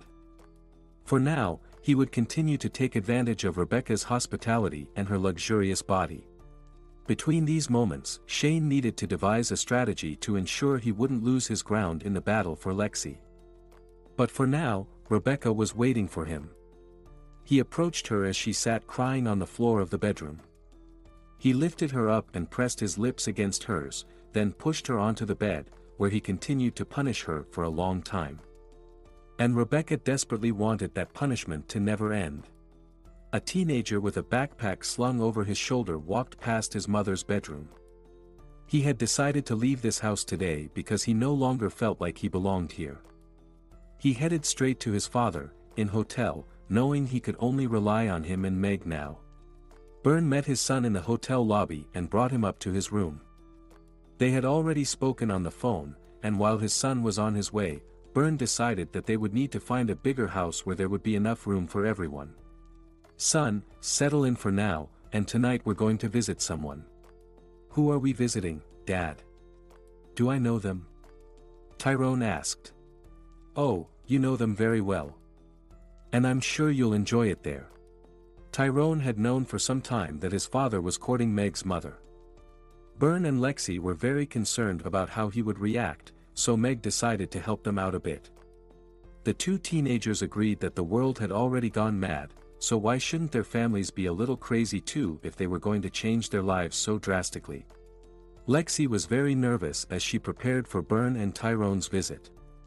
Meg circled around her, teasing her cheerfully. "Mom, why don't you bake a pie? It's an old, proven tactic. Welcome the guests, feed them well, and they'll eat right out of your hand." "I know Tyrone, he loves to eat just like I do."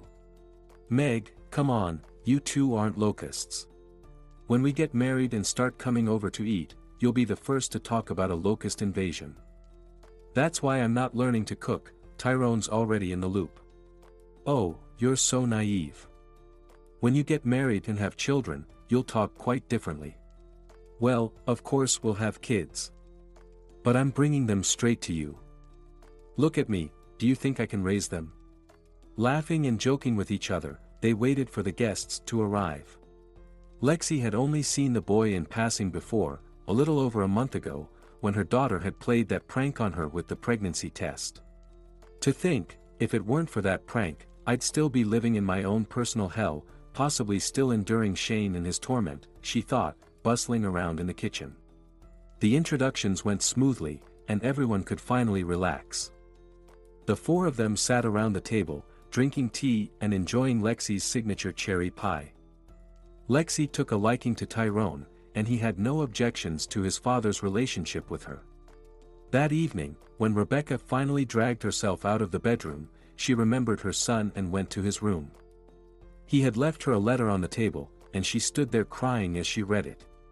But hearing Shane's demanding call, she immediately tore her son's letter into small pieces. Then, wiping her tears, she sighed and went off to please her master. Above all else, she feared losing him and soon completely forgot about her own child. That evening, when Tyrone moved in with his father and they were all sitting together, enjoying tea and pie, Byrne took Lexi to the kitchen to share his plans about buying a house. He spoke about it so casually, as if he had already proposed to her and she had accepted. "Wait, Byrne. You may be free now, but I'm not. I still have my divorce ahead of me."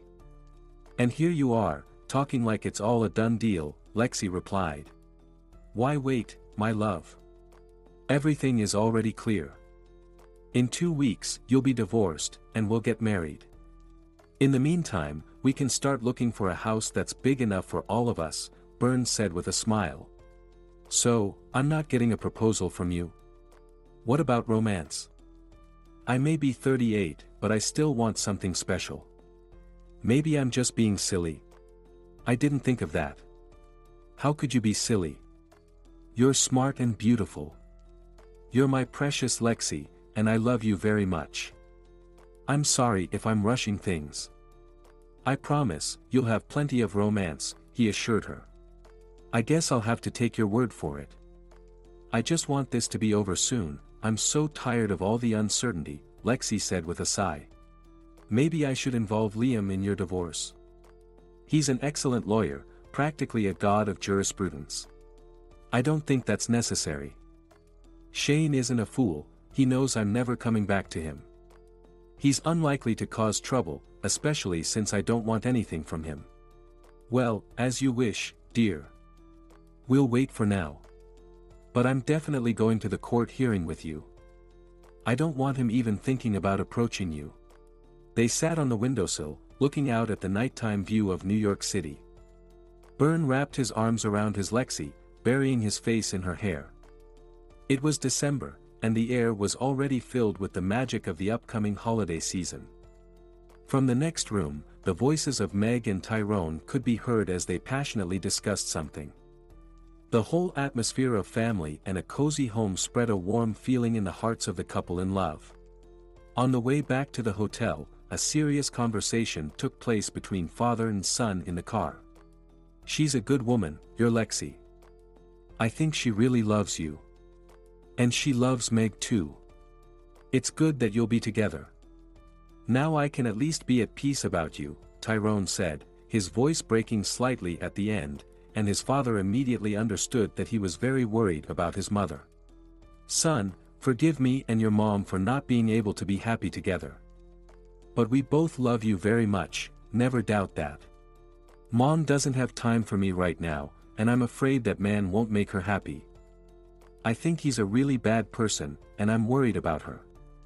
Shane, in general, can't love anyone, he doesn't even love himself. He doesn't love his own daughter, either. Maybe I shouldn't have left home and abandoned Mom.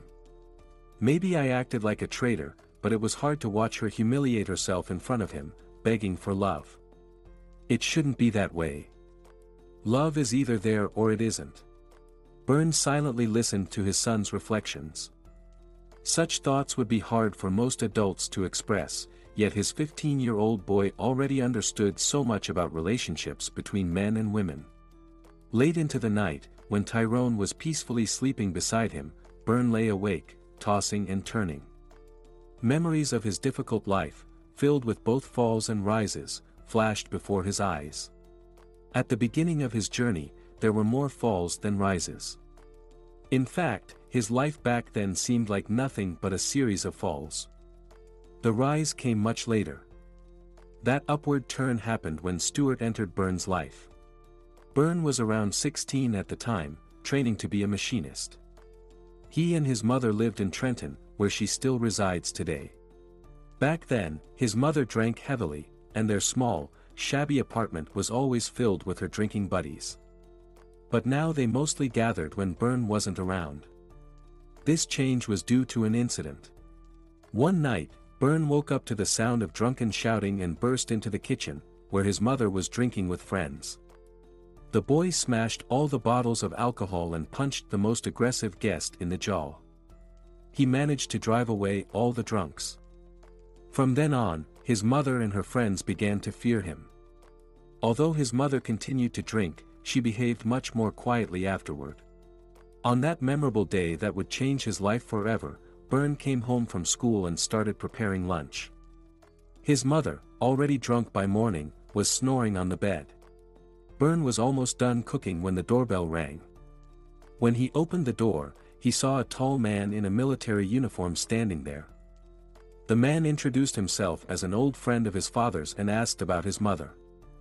With no other choice, Byrne let him in, despite feeling ashamed of his mother's disheveled state. She didn't wake up and continued lying in the corner of the room while her son, embarrassed for her, served their guest the lunch he had just prepared. Stuart ate with great appetite, praising the food while discreetly glancing around. He quickly understood everything, about his friend's wife and her son, who was clearly ashamed of his mother. Stuart stayed with them for 3 days. During that time, the woman held herself together and didn't drink. The day after the guest arrived, Byrne returned home from college and didn't recognize their room. Everything was clean, and a pot of delicious-smelling soup was simmering on the stove. His mother was sitting in the kitchen, completely sober, wearing her only decent dress. She was nervously cheerful, her lips painted with lipstick, frequently glancing at the mirror. It was clear she was desperate to make an impression on her old friend. Byrne couldn't even remember the last time he'd seen her like this. Despite being sober and wearing makeup, she still looked like a pitiful sight. Stuart remembered her quite differently. Less than 20 years ago, when she was a young woman named Mary, full of laughter and cheer, he and his best friend Martin were both in love with her, but she couldn't decide between them. In the end, she chose Martin. Mary and Martin got married, and the best friend was the best man at their wedding. For a while, they still met and exchanged letters, but when Stuart went off to serve, their communication ended. 3 years after the wedding, Martin was stabbed in an alley while coming home and defending a girl. Mary was left alone with a young son and gradually fell to rock bottom, seeking solace in alcohol. Stuart never married, as he never met another Mary. After so many years apart, he wanted to help his childhood friend's family and invited Byrne to New York after he finished his studies. Stuart helped Byrne settle in at first and later gave him money to develop his business. He treated the young man like his own son. Byrne proved to be a shrewd businessman with a knack for making the right investments and business decisions. Within a few years, he managed to repay Stuart's generosity, though Stuart was reluctant to take the money back. When Stuart died, he left all his assets to Byrne because he had no one closer than the son of his best friend. It was then that Byrne realized that at least one person in the world cared about his fate. Stuart had become a true father figure and role model for him. On the day of the divorce hearing, Lexi and Shane arrived on time. Shane entered the courthouse and immediately spotted Lexi and Byrne, who had arrived slightly earlier. Shane looked at his wife, who seemed even more beautiful than before, though now she was even more out of reach and coldly aloof. He didn't muster the courage to approach her and merely nodded from a distance. The hearing began on schedule. The judge read out the plaintiff's statement and addressed the respondent. "What do you have to say? Do you agree to the claim and are you ready for the divorce?" "No, Your Honor, I do not agree and I am not ready. There are unresolved property and financial issues in our family, and until we reach a mutual resolution that satisfies us both, I cannot agree to the divorce." "But what property claims?" "Your wife is not claiming any of the marital assets or alimony for the child." "She is not claiming, but I am. The thing is, you did not list the apartment where my wife is currently living.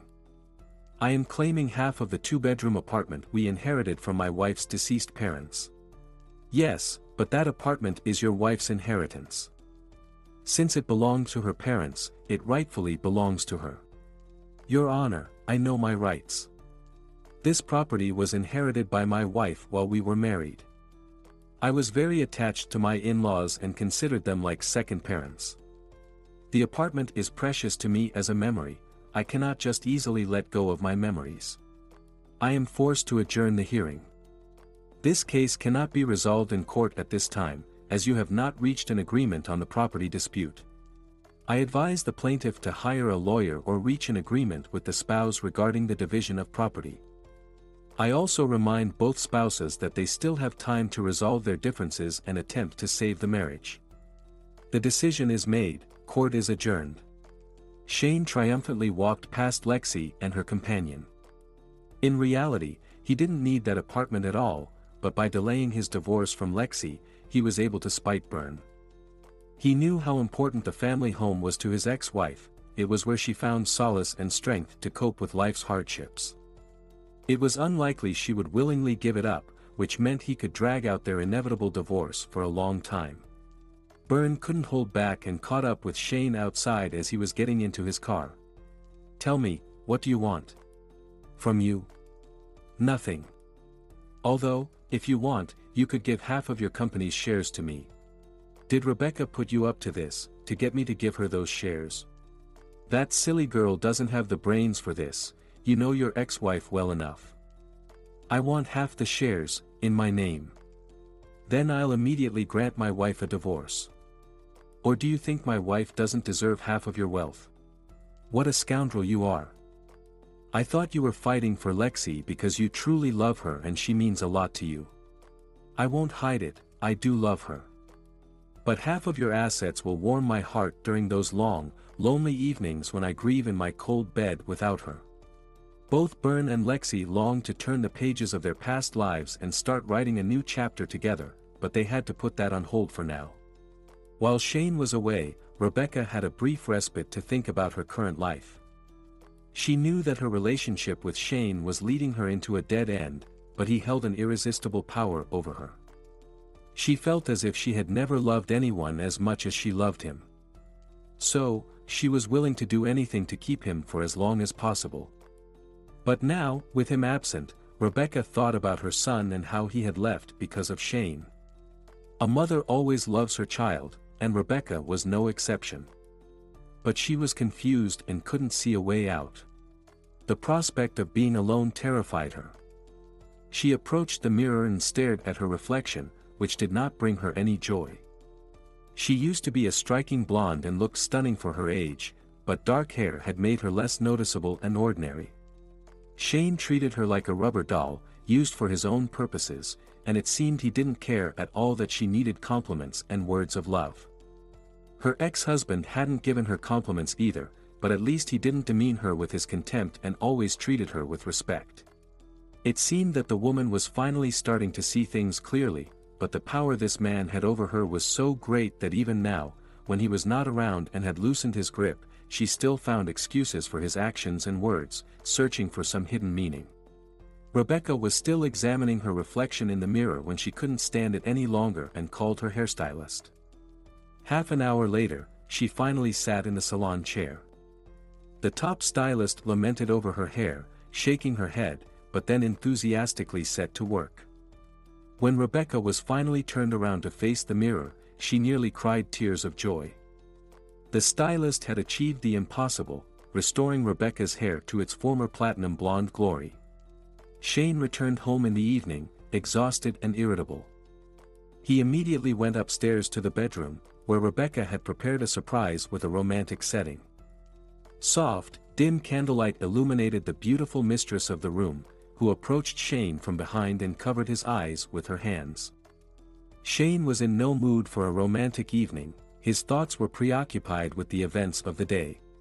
He turned on the light and faced Rebecca, who looked stunning in all her brilliance and splendor. But what shocked Shane was not her appearance, it was the fact that she had dyed her hair back to the same blonde she had when they first met. His face twisted with anger, and he moved close to Rebecca, as if to kiss her.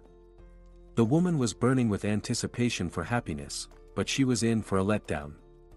Stretching out his words and practically shooting them at the trembling woman, Shane said, "Darling, you look so inappropriate right now that I'm in no mood for a brothel this evening." Rebecca stood there, swallowing tears of hurt over herself and her failed efforts. She had wanted to share her joy with him, to show that she had found her old self again, but her beloved had crushed all her efforts as soon as he crossed the threshold. The long, monotonous day ended with her sobbing. Shane went to sleep in another room. He didn't even bother to make amends or apologize. The next morning came. Shane had long gone to work, and Rebecca still hadn't come down for breakfast. She had only fallen asleep near dawn, having spent the whole night with her eyes open, crying into her pillow. Now, she slept soundly and was dreaming a good dream, which then turned into a nightmarish vision. She dreamed of her mother, who was teaching young Rebecca to swim. The mother had taken her daughter in her arms and waded into the water a bit deeper than intended. The girl, struggling at the surface, sank to the bottom. It felt to her as if she had been underwater for an eternity. The clear, calm sea seemed to soothe and lull her, convincing Rebecca to stay there forever. But a primal terror gripped her entire being. In the small child, an indomitable will to live began to awaken.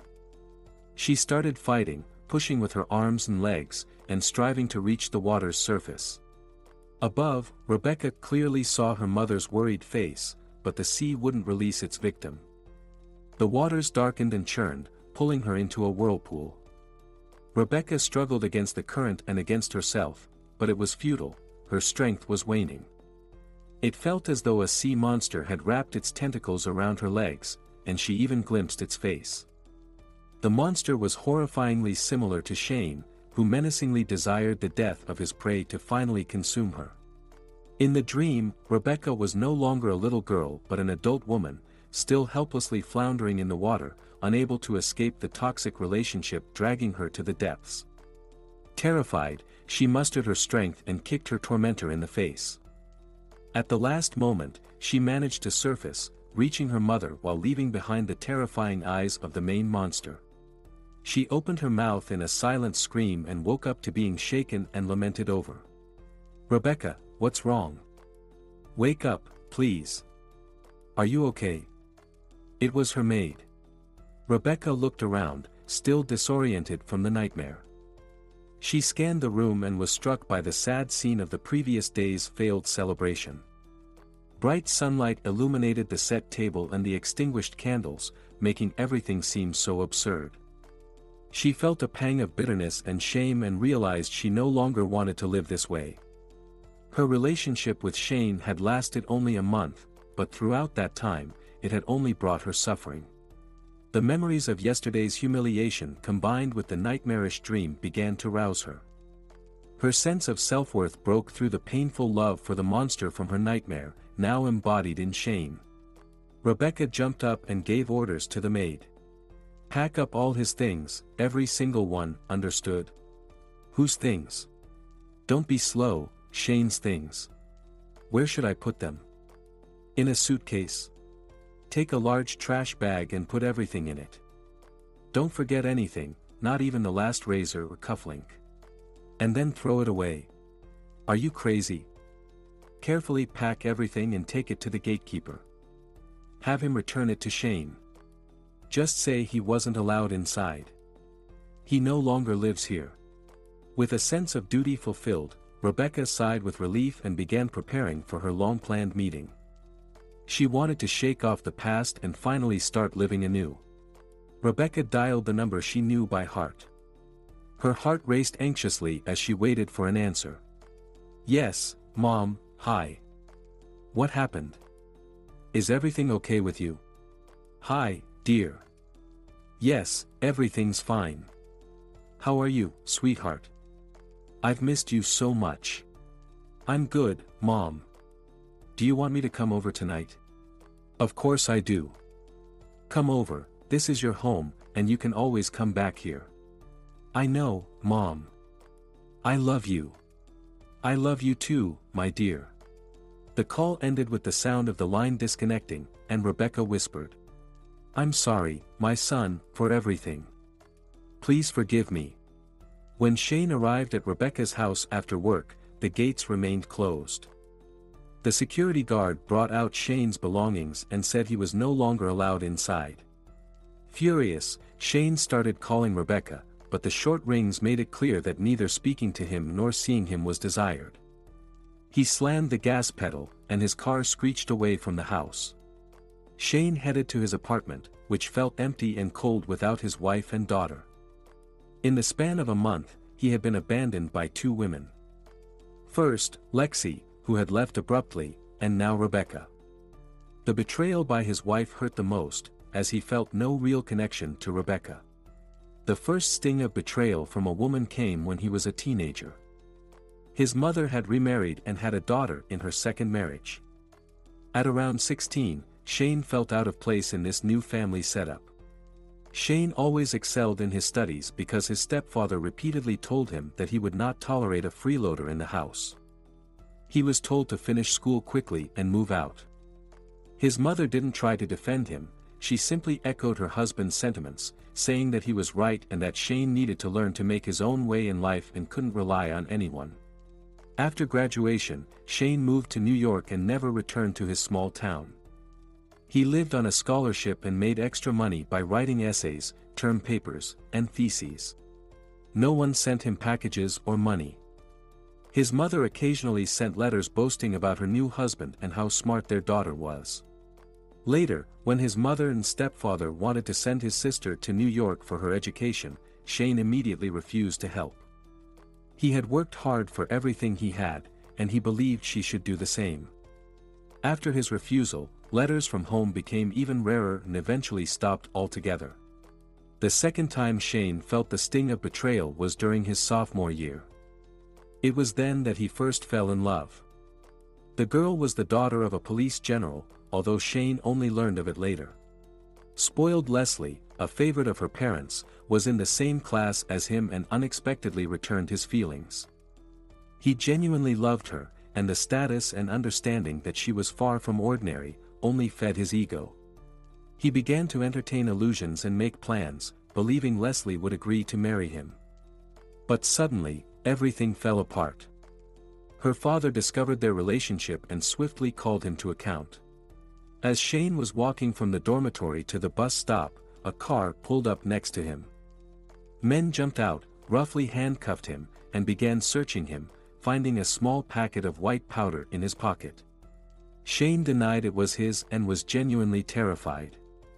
Instead of being taken to the police station, he was driven directly to meet the general. He sat in the back of a car, behind the driver, and spoke with a calm, disdainful tone. "What you say now will determine where you'll be taken. Either you'll be dropped off at the college building, or you'll go straight to jail and spend a long time proving that the packet isn't yours. Who are you and what do you want from me? I'm your guardian angel. I can show you mercy or unleash my full wrath. Did you want an easy, wealthy life? I don't understand what you're talking about. You understand perfectly. I don't have time for chit-chat. Forget about my Leslie from today. Got it? Otherwise. Otherwise what? Otherwise, you'll be in jail for a long time. You need to make friends with me. Do you understand, kid? I can even bring in authorities who might make you disappear without a trace. That's all I'm saying. I understand. Let me go. I won't go near your Leslie again." This was the first time Shane had to go against his own desires. He truly loved Leslie, but he forced himself to stop loving her. He responded to all her questions with only one answer. "Stop running after me. I don't love you, you're repulsive to me." Leslie was very proud and quickly found someone else to replace him, but Shane no longer cared. From then on, he promised himself he would never allow himself the luxury of deep feelings for a woman. By the time he reached his senior year, he started pursuing another girl, Lexi. He chose her based on his own criteria. Shane watched the attractive sophomore closely before he began showing her attention. Her reluctance to fall into his arms right away only made him more determined to win her over. He decided she would make a good wife, and he continued to pursue her until she finally agreed to marry him. Thanks to a successful marriage, Shane was able to quickly get back on his feet and build his career. It took him some time to realize he loved his wife. This realization came later, when she accepted his daughter as her own.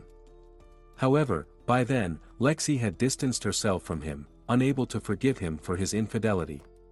Shane couldn't break his principle that his own needs came first, with everything else coming afterward.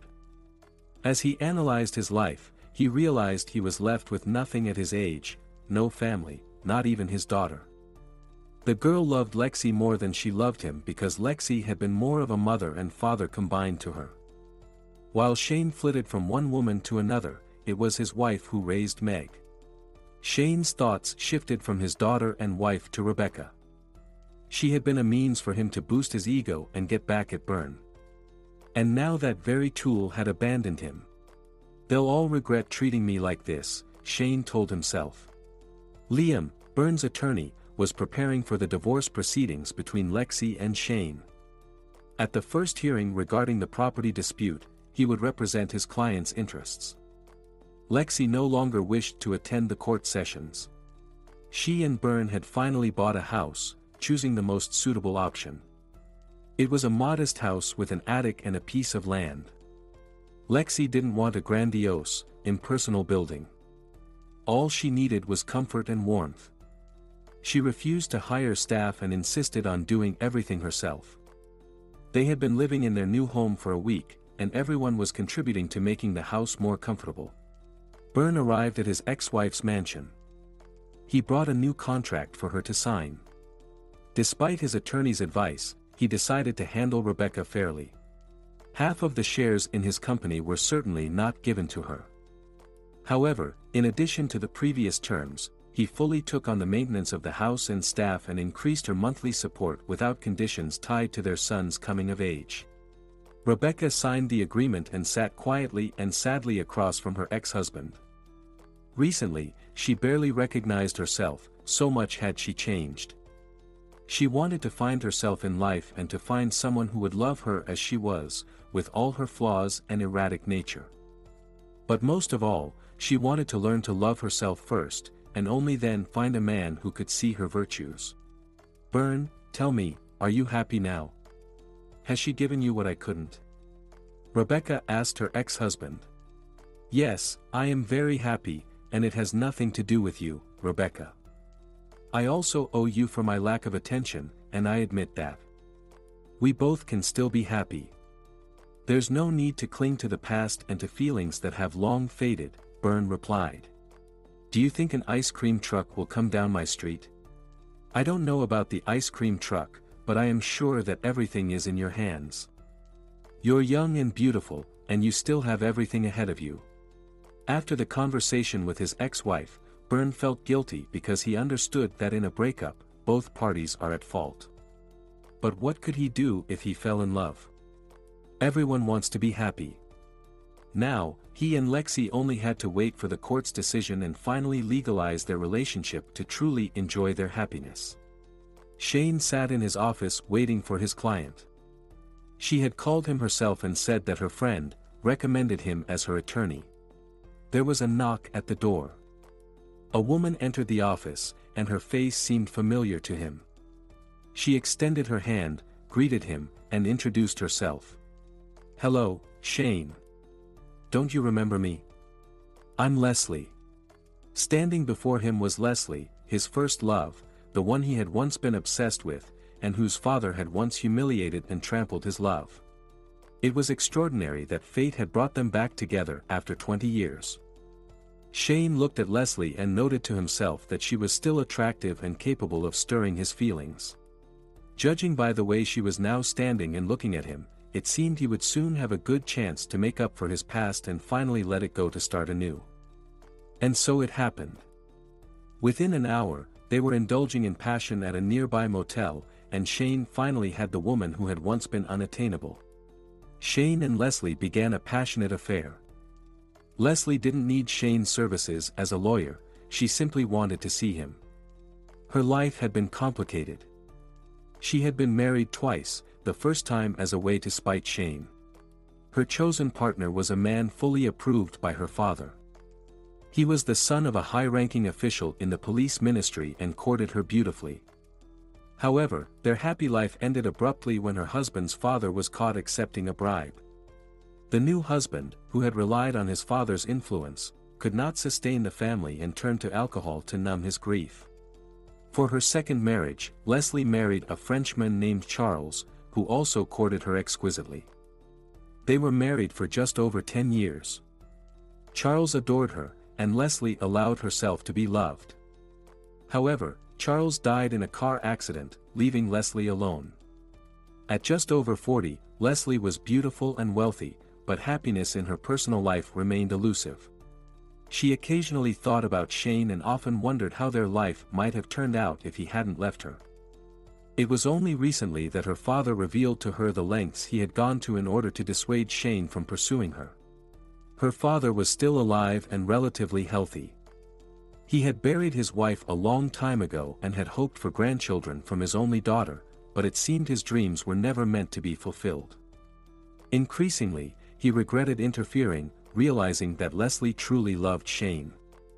The father was even willing to overlook an unsuitable suitor. He had merely wanted to test Shane to see if he had the character to prove himself or if he would back down, thus showing he was weak. Shane had backed down and, as a result, lost respect in the eyes of Leslie's father. Now, in his old age, the father was uncertain whether he had done the right thing by denying his daughter the chance to be happy with her true love. Leslie had found new meaning in life and was soaring on the wings of love, and her father knew who made her happy. She hadn't hidden from him that she was seeing her first love again. Shane was unsure whether he wanted these renewed relationships but continued to see his first love. Their meetings took place in a motel, even though his apartment remained empty. At the same time, he was preparing for his divorce. He was unwilling to let go of Lexi and wasn't ready to give up. The day of the court hearing arrived. Shane stood in the corridor, anxiously scanning for his wife. When he saw that her interests would be represented by the same lawyer, Liam, he was consumed with anger. Gathering his strength, Shane entered the courtroom. He was given the floor first and began to advocate for his interests. The judge listened attentively throughout, without interrupting him once. When he finally fell silent, the judge asked, "So, you're not satisfied with the fact that your wife is now raising your daughter alone and has moved out of the apartment you bought during the marriage, without claiming anything? You also want half of her rightful inheritance?" Shane attempted to respond, but this time the judge interrupted him. "I've heard you, and I understand. Thank you." The judge announced her decision immediately after the hearing concluded. Divorce granted. The property will be divided equally. The decision is made, court is adjourned. Shane was in shock from the loss, which he was not prepared for, even though he knew it was inevitable. He had just wanted to prolong the divorce process as long as possible. He had to accept his defeat and leave the courtroom as a loser once again. Shane got into his car and drove to meet Leslie. On the way, he fumed about his failure, his head pounding unbearably. When he arrived at the meeting place and entered the room, Leslie was already waiting for him as usual. She moved closer to Shane and, noticing his distressed state, asked with concern, "Shane, darling, what's wrong? You look terrible." He struggled to respond but couldn't utter a word, only managing incoherent sounds. His arms and legs felt like lead, and he couldn't move them. He stood there, horrified, staring at his reflection in the mirror above the bed, unable to recognize himself. The mirror showed a man with a twisted face. He began to collapse onto the floor, losing consciousness. The emotional strain and nervous exhaustion of the past month had caused Shane to have a stroke. An ambulance took Shane to the hospital. Leslie, crying throughout the journey, sat beside him, holding his hand. She whispered, leaning over him, "Don't die, please. Don't die." Shane received timely medical help, and within 2 weeks, he was recovering quickly. Leslie stayed by his side the entire time. At her request, her father pulled all his strings, and Shane was transferred to the best hospital. Shane had always taken care of his health, and there seemed to be no signs that a stroke was coming. This situation gave Shane a chance to rethink his life from scratch. After he regained consciousness, the only person close to him that he saw upon opening his eyes was Leslie. Leslie was terrified of losing him. She had carried her love for him throughout her life and had only recently rekindled it after many years. Whether he deserved such devotion and strong feelings was a debatable question.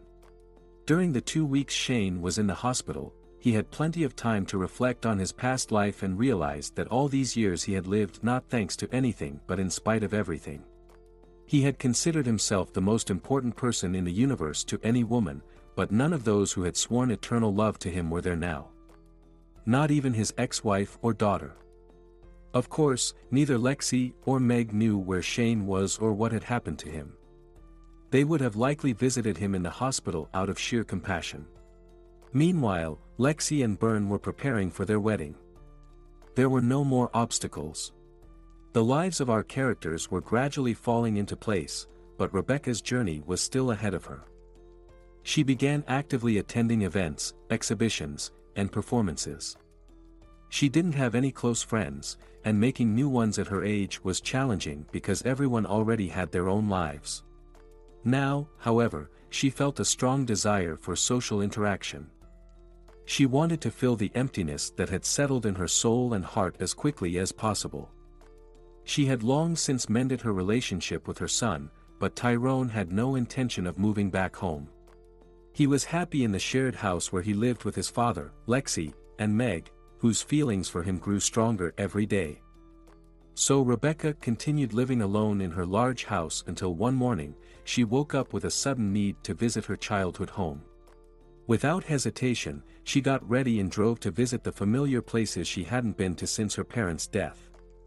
She was originally from a small town. As Rebecca approached her childhood home, she felt a pang of nostalgia and anxiety, worried that strangers might now live in her parents' house.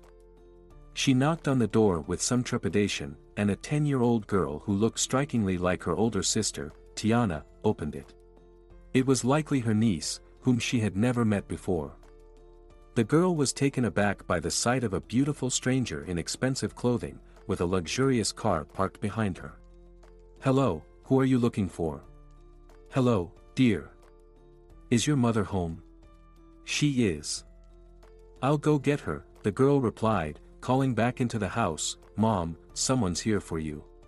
From inside, Rebecca heard the familiar voice of her sister. I'm coming." "Who's there?" Tiana stepped out and squinted her eyes, trying to recognize the visitor. Suddenly, she realized who it was and gasped. "Rebecca, is that you? I never thought we'd meet again." The reunion of the two sisters was joyful. They talked the entire time Rebecca stayed at the family home, only pausing for short naps and meals. Rebecca even climbed up to the attic, where their parents always kept old things they never threw away. As children, both girls could spend hours playing there. Rebecca ran her hands over the familiar, cherished items and wept. Rebecca had planned to stay at her sister's place only briefly, but her visit to her hometown unexpectedly stretched to almost 3 weeks. Over time, she and Tiana not only had long conversations but also managed to forgive each other for past grievances and finally became a family again. Her niece never left Rebecca's side, admiring her clothes. To the young girl, Rebecca seemed like she had stepped out of the pages of a fashion magazine, and she wanted to be even a little bit like her aunt.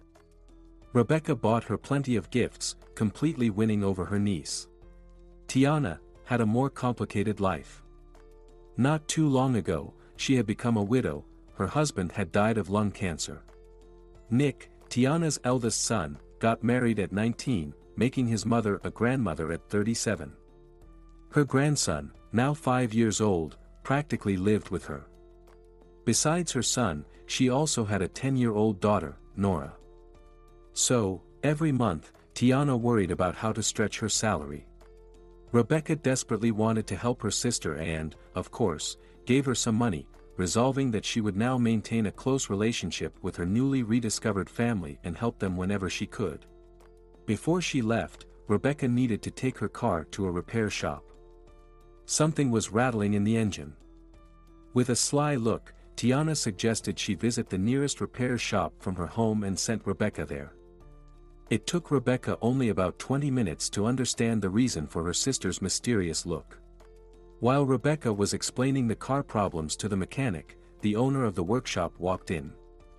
The owner turned out to be Fred, her childhood friend, who recognized her immediately. As children, inspired by adventure books, they had searched for buried treasures and pirate loot. But their friendship had faded as they grew older, especially when Fred began courting Rebecca.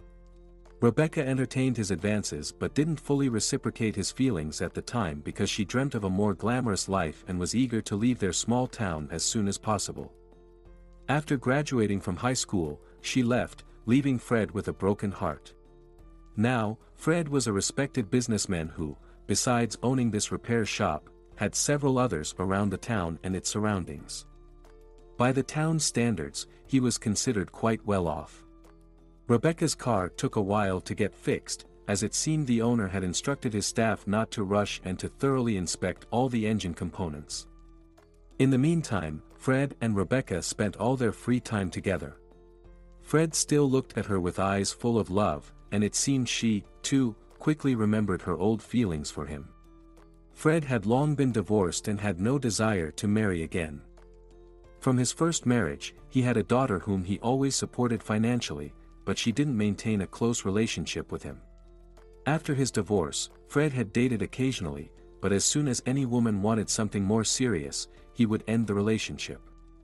He devoted all his free time to his beloved business, which provided him with a steady income. Rebecca had unexpectedly fluttered back into his life, though he had always remembered her fondly. Now, after so many years, Tiana had decided to help them reconnect, almost as if she foresaw the spark that would reignite between them. Their relationship took off almost immediately after they met again. Rebecca hardly recognized herself. She felt so good with Fred, better than she had felt with anyone in a long time, even when she was married to Byrne. Her ex-husband had been right when he told her that it was far better to give each other a chance to be happy apart than to stay in a toxic marriage. Meanwhile, her car had been repaired and was waiting eagerly for its owner. The inevitable moment of parting arrived, as Rebecca had commitments in New York, both to her son and to the people who worked for her. The night before her departure, Fred held Rebecca in his arms and whispered that he didn't want to let her go and that his only dream was to be with her. But she had to leave, and he had to accept that. They agreed that they would meet again in the near future. Rebecca left for New York with a light heart, accompanied by warm farewells from Tiana and Fred. It was late February, and spring was slowly approaching. Lexi and Byrne's wedding was scheduled for March 8th. On February, Lexi surprised her beloved with a wonderful gift. They found out that they were soon to become parents. Lexi was astonished by the news. At just over 38, it would be her first child. It was as if life was finally giving her a chance to carry and give birth to a child with the man she loved. Byrne was stunned and overjoyed. Tyrone and Meg were enthusiastic about the idea of having a new sibling and were already picking out names. Meg suggested various old-fashioned names, which horrified Tyrone. They argued passionately over each suggestion while their parents watched with smiles. Finally, March 8th arrived, the day of Byrne and Lexi's wedding. The bride was stunning in her dress, and the groom radiated confidence and strength. The ceremony was beautiful and dignified. Afterward, they celebrated at home with their family. Later, Byrne took everyone to Trenton to introduce them to his mother, trusting his family now and no longer ashamed of his past. The children were delighted to have a new grandmother in their lives. The woman herself was overjoyed and warmly welcomed her guests. She kept dabbing at the corners of her eyes with a handkerchief, wiping away the tears that welled up. Meanwhile, Shane was recovering well, and shortly after being discharged from the hospital, he was able to return to work. His relationship with Leslie was progressing quickly, and she soon moved in with him. This, of course, only happened after he had paid off everything he owed his ex-wife. Shane also began making regular child support payments and no longer resisted the court's decision. Though still self-centered, Shane's illness had changed him for the better. At the very least, his tendency toward infidelity had disappeared. He realized he had wasted himself on many women when he could have focused on one and received everything he needed from her. Did he regret making his ex-wife miserable all those years, preventing her from finding happiness? Perhaps not, as he hadn't yet reached that level of self-awareness. His heart still ached whenever he thought about Lexi. Perhaps he truly loved her in his own way, which is why he still couldn't let go of his past with her. His only daughter, Meg, may have been born from a fleeting affair, but he still chose to give her his name and a home. This showed that he wasn't such a bad person after all. But Meg never called him. Shane took a long time to gather the courage to make the first move toward her, but he feared it might already be too late. When he shared his concerns with Leslie, she told him that as long as a person is alive, it is never too late to ask for forgiveness. He decided to take her advice and try to make things right. On March 8th, he called his daughter, using the holiday as a reason to reach out to her. She declined his call at first, but Shane persisted, calling her again and again. After the third attempt, Meg finally answered. She whispered into the phone, saying she would call him back later because she was at her mother's wedding ceremony. This news struck Shane unexpectedly and left him feeling unsettled. He realized he might still have strong feelings for his ex-wife, Lexi. Her face suddenly filled his mind. But then he looked at Leslie and understood that more than anything, he wanted to wake up and fall asleep next to her. This realization threw him into even greater confusion. Could he love two women at the same time? Shane himself didn't understand what was happening to him, and this scared him. In his relationship with Leslie, everything seemed to be going well. The only thing that bothered him was her insistence on him meeting her father, which Shane had been trying to avoid. But he knew it was inevitable if he genuinely wanted to continue their relationship. Eventually, he agreed to meet the man who had haunted his nightmares. Their meeting took place at Leslie's father's country house. The general, though still looking sharp for his age, no longer possessed his former grandeur. Shane entered his home and greeted him. He had rehearsed everything he would say to this man, but all his prepared speeches remained in his mind, as none of it seemed to matter anymore. Shane realized immediately that the general had long since regretted interfering in their relationship all those years ago. The visit went smoothly in a warm and friendly atmosphere. Left behind were the unsaid words, reproaches, suspicions, and mutual accusations. As their visit came to an end, the general asked the only question that genuinely concerned him. "Are you two going to get married or not?" Leslie first looked at Shane questioningly, then responded to her father herself. "We're happy as we are for now, but if anything changes, you'll be the first to know." Then Shane, unexpectedly for everyone, including himself, said, "I would like to ask for your daughter's hand in marriage, but even if you refuse, I'm going to marry her anyway." Leslie's eyes immediately lit up. Fred called Rebecca several times a day whenever he had a free moment. Rebecca enjoyed these calls.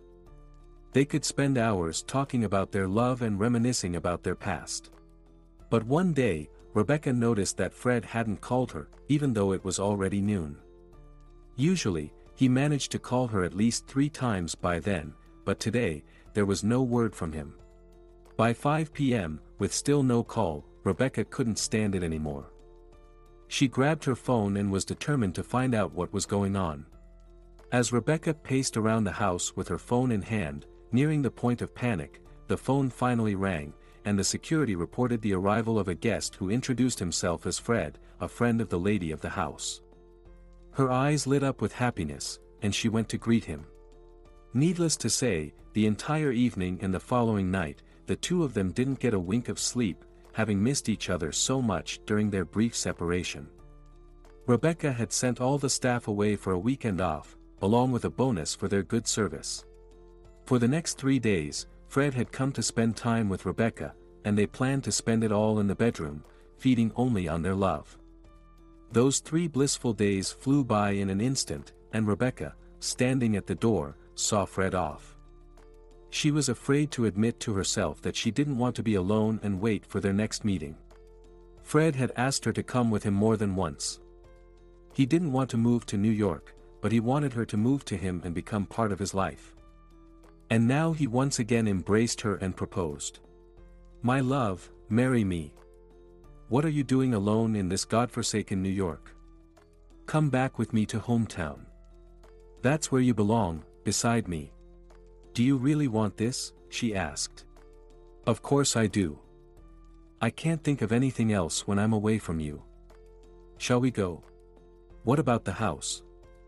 The people? Ask someone to sell it and put the money in your son's account.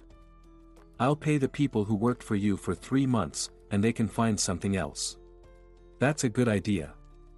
I even know who to ask to handle it. Then call them without delay and let's leave today. I can stay until the evening to help you pack." That's exactly what they did. Rebecca called Byrne to inform him of her departure. She asked him to sell the house and deposit the money into her son's account. A surprised Byrne assured her that he would handle everything as needed and even help the staff with recommendations for finding new positions. Energized, Rebecca began packing, smiling at Fred, who stayed by her side every step of the way. She packed only her favorite things, and within 3 hours, patient Fred was loading her luggage into the trunk, and they set off on their journey. As they left, Rebecca didn't look back. She now looked only forward, towards a bright future with the person she loved, whose feelings for her had been tested by time. The next day, after arriving in his hometown, Fred and Rebecca filed for marriage. Their wedding was scheduled for the following Saturday. From the bride's side, her sister Tiana and her family attended, while the groom's side was represented by his friends. Rebecca's son Tyrone called to offer his congratulations and promised that he and Meg would visit them during the summer holidays. Rebecca was incredibly happy. Everything seemed to fall into place like magic, just when she had almost given up on finding happiness again. As soon as she returned to her family home, forgave and let go of her past with all its grievances, the universe itself intervened and gave her and Fred a chance to start anew. Shane received a timely life lesson that showed him what he was worth in the world without the support of a loved one. After proposing to Leslie, they married immediately. Despite the earlier obstacles to their marriage, everything fell into place as it was meant to from the beginning. Shane and Leslie are happy together, and if Shane has the wisdom not to spread himself too thin trying to make every lonely woman happy, their future together will continue to be bright. For the summer holidays, as promised, Tyrone and his girlfriend Meg visited Rebecca and her husband. These two young people had noticeably grown up. They planned to marry in the future, but for now, they needed to continue their studies and learn about life. Most importantly, they needed to learn to listen to and look at each other, and to look in the same direction. They had a wonderful example of a happy couple in front of them in Bern and Lexi, whose meeting was initially destined in the heavens. Recently, Lexi had given birth to twins with Bern, two beautiful boys. They named one Matt and the other Stuart, in honor of the Stuart who once helped Bern, the son of his childhood friend, and set him on his path in life. Both babies were surrounded by the love, care, and attention of the whole family. In a family meeting, they decided to bring Bern's mother and her caregiver to live with them, and now they all live together in their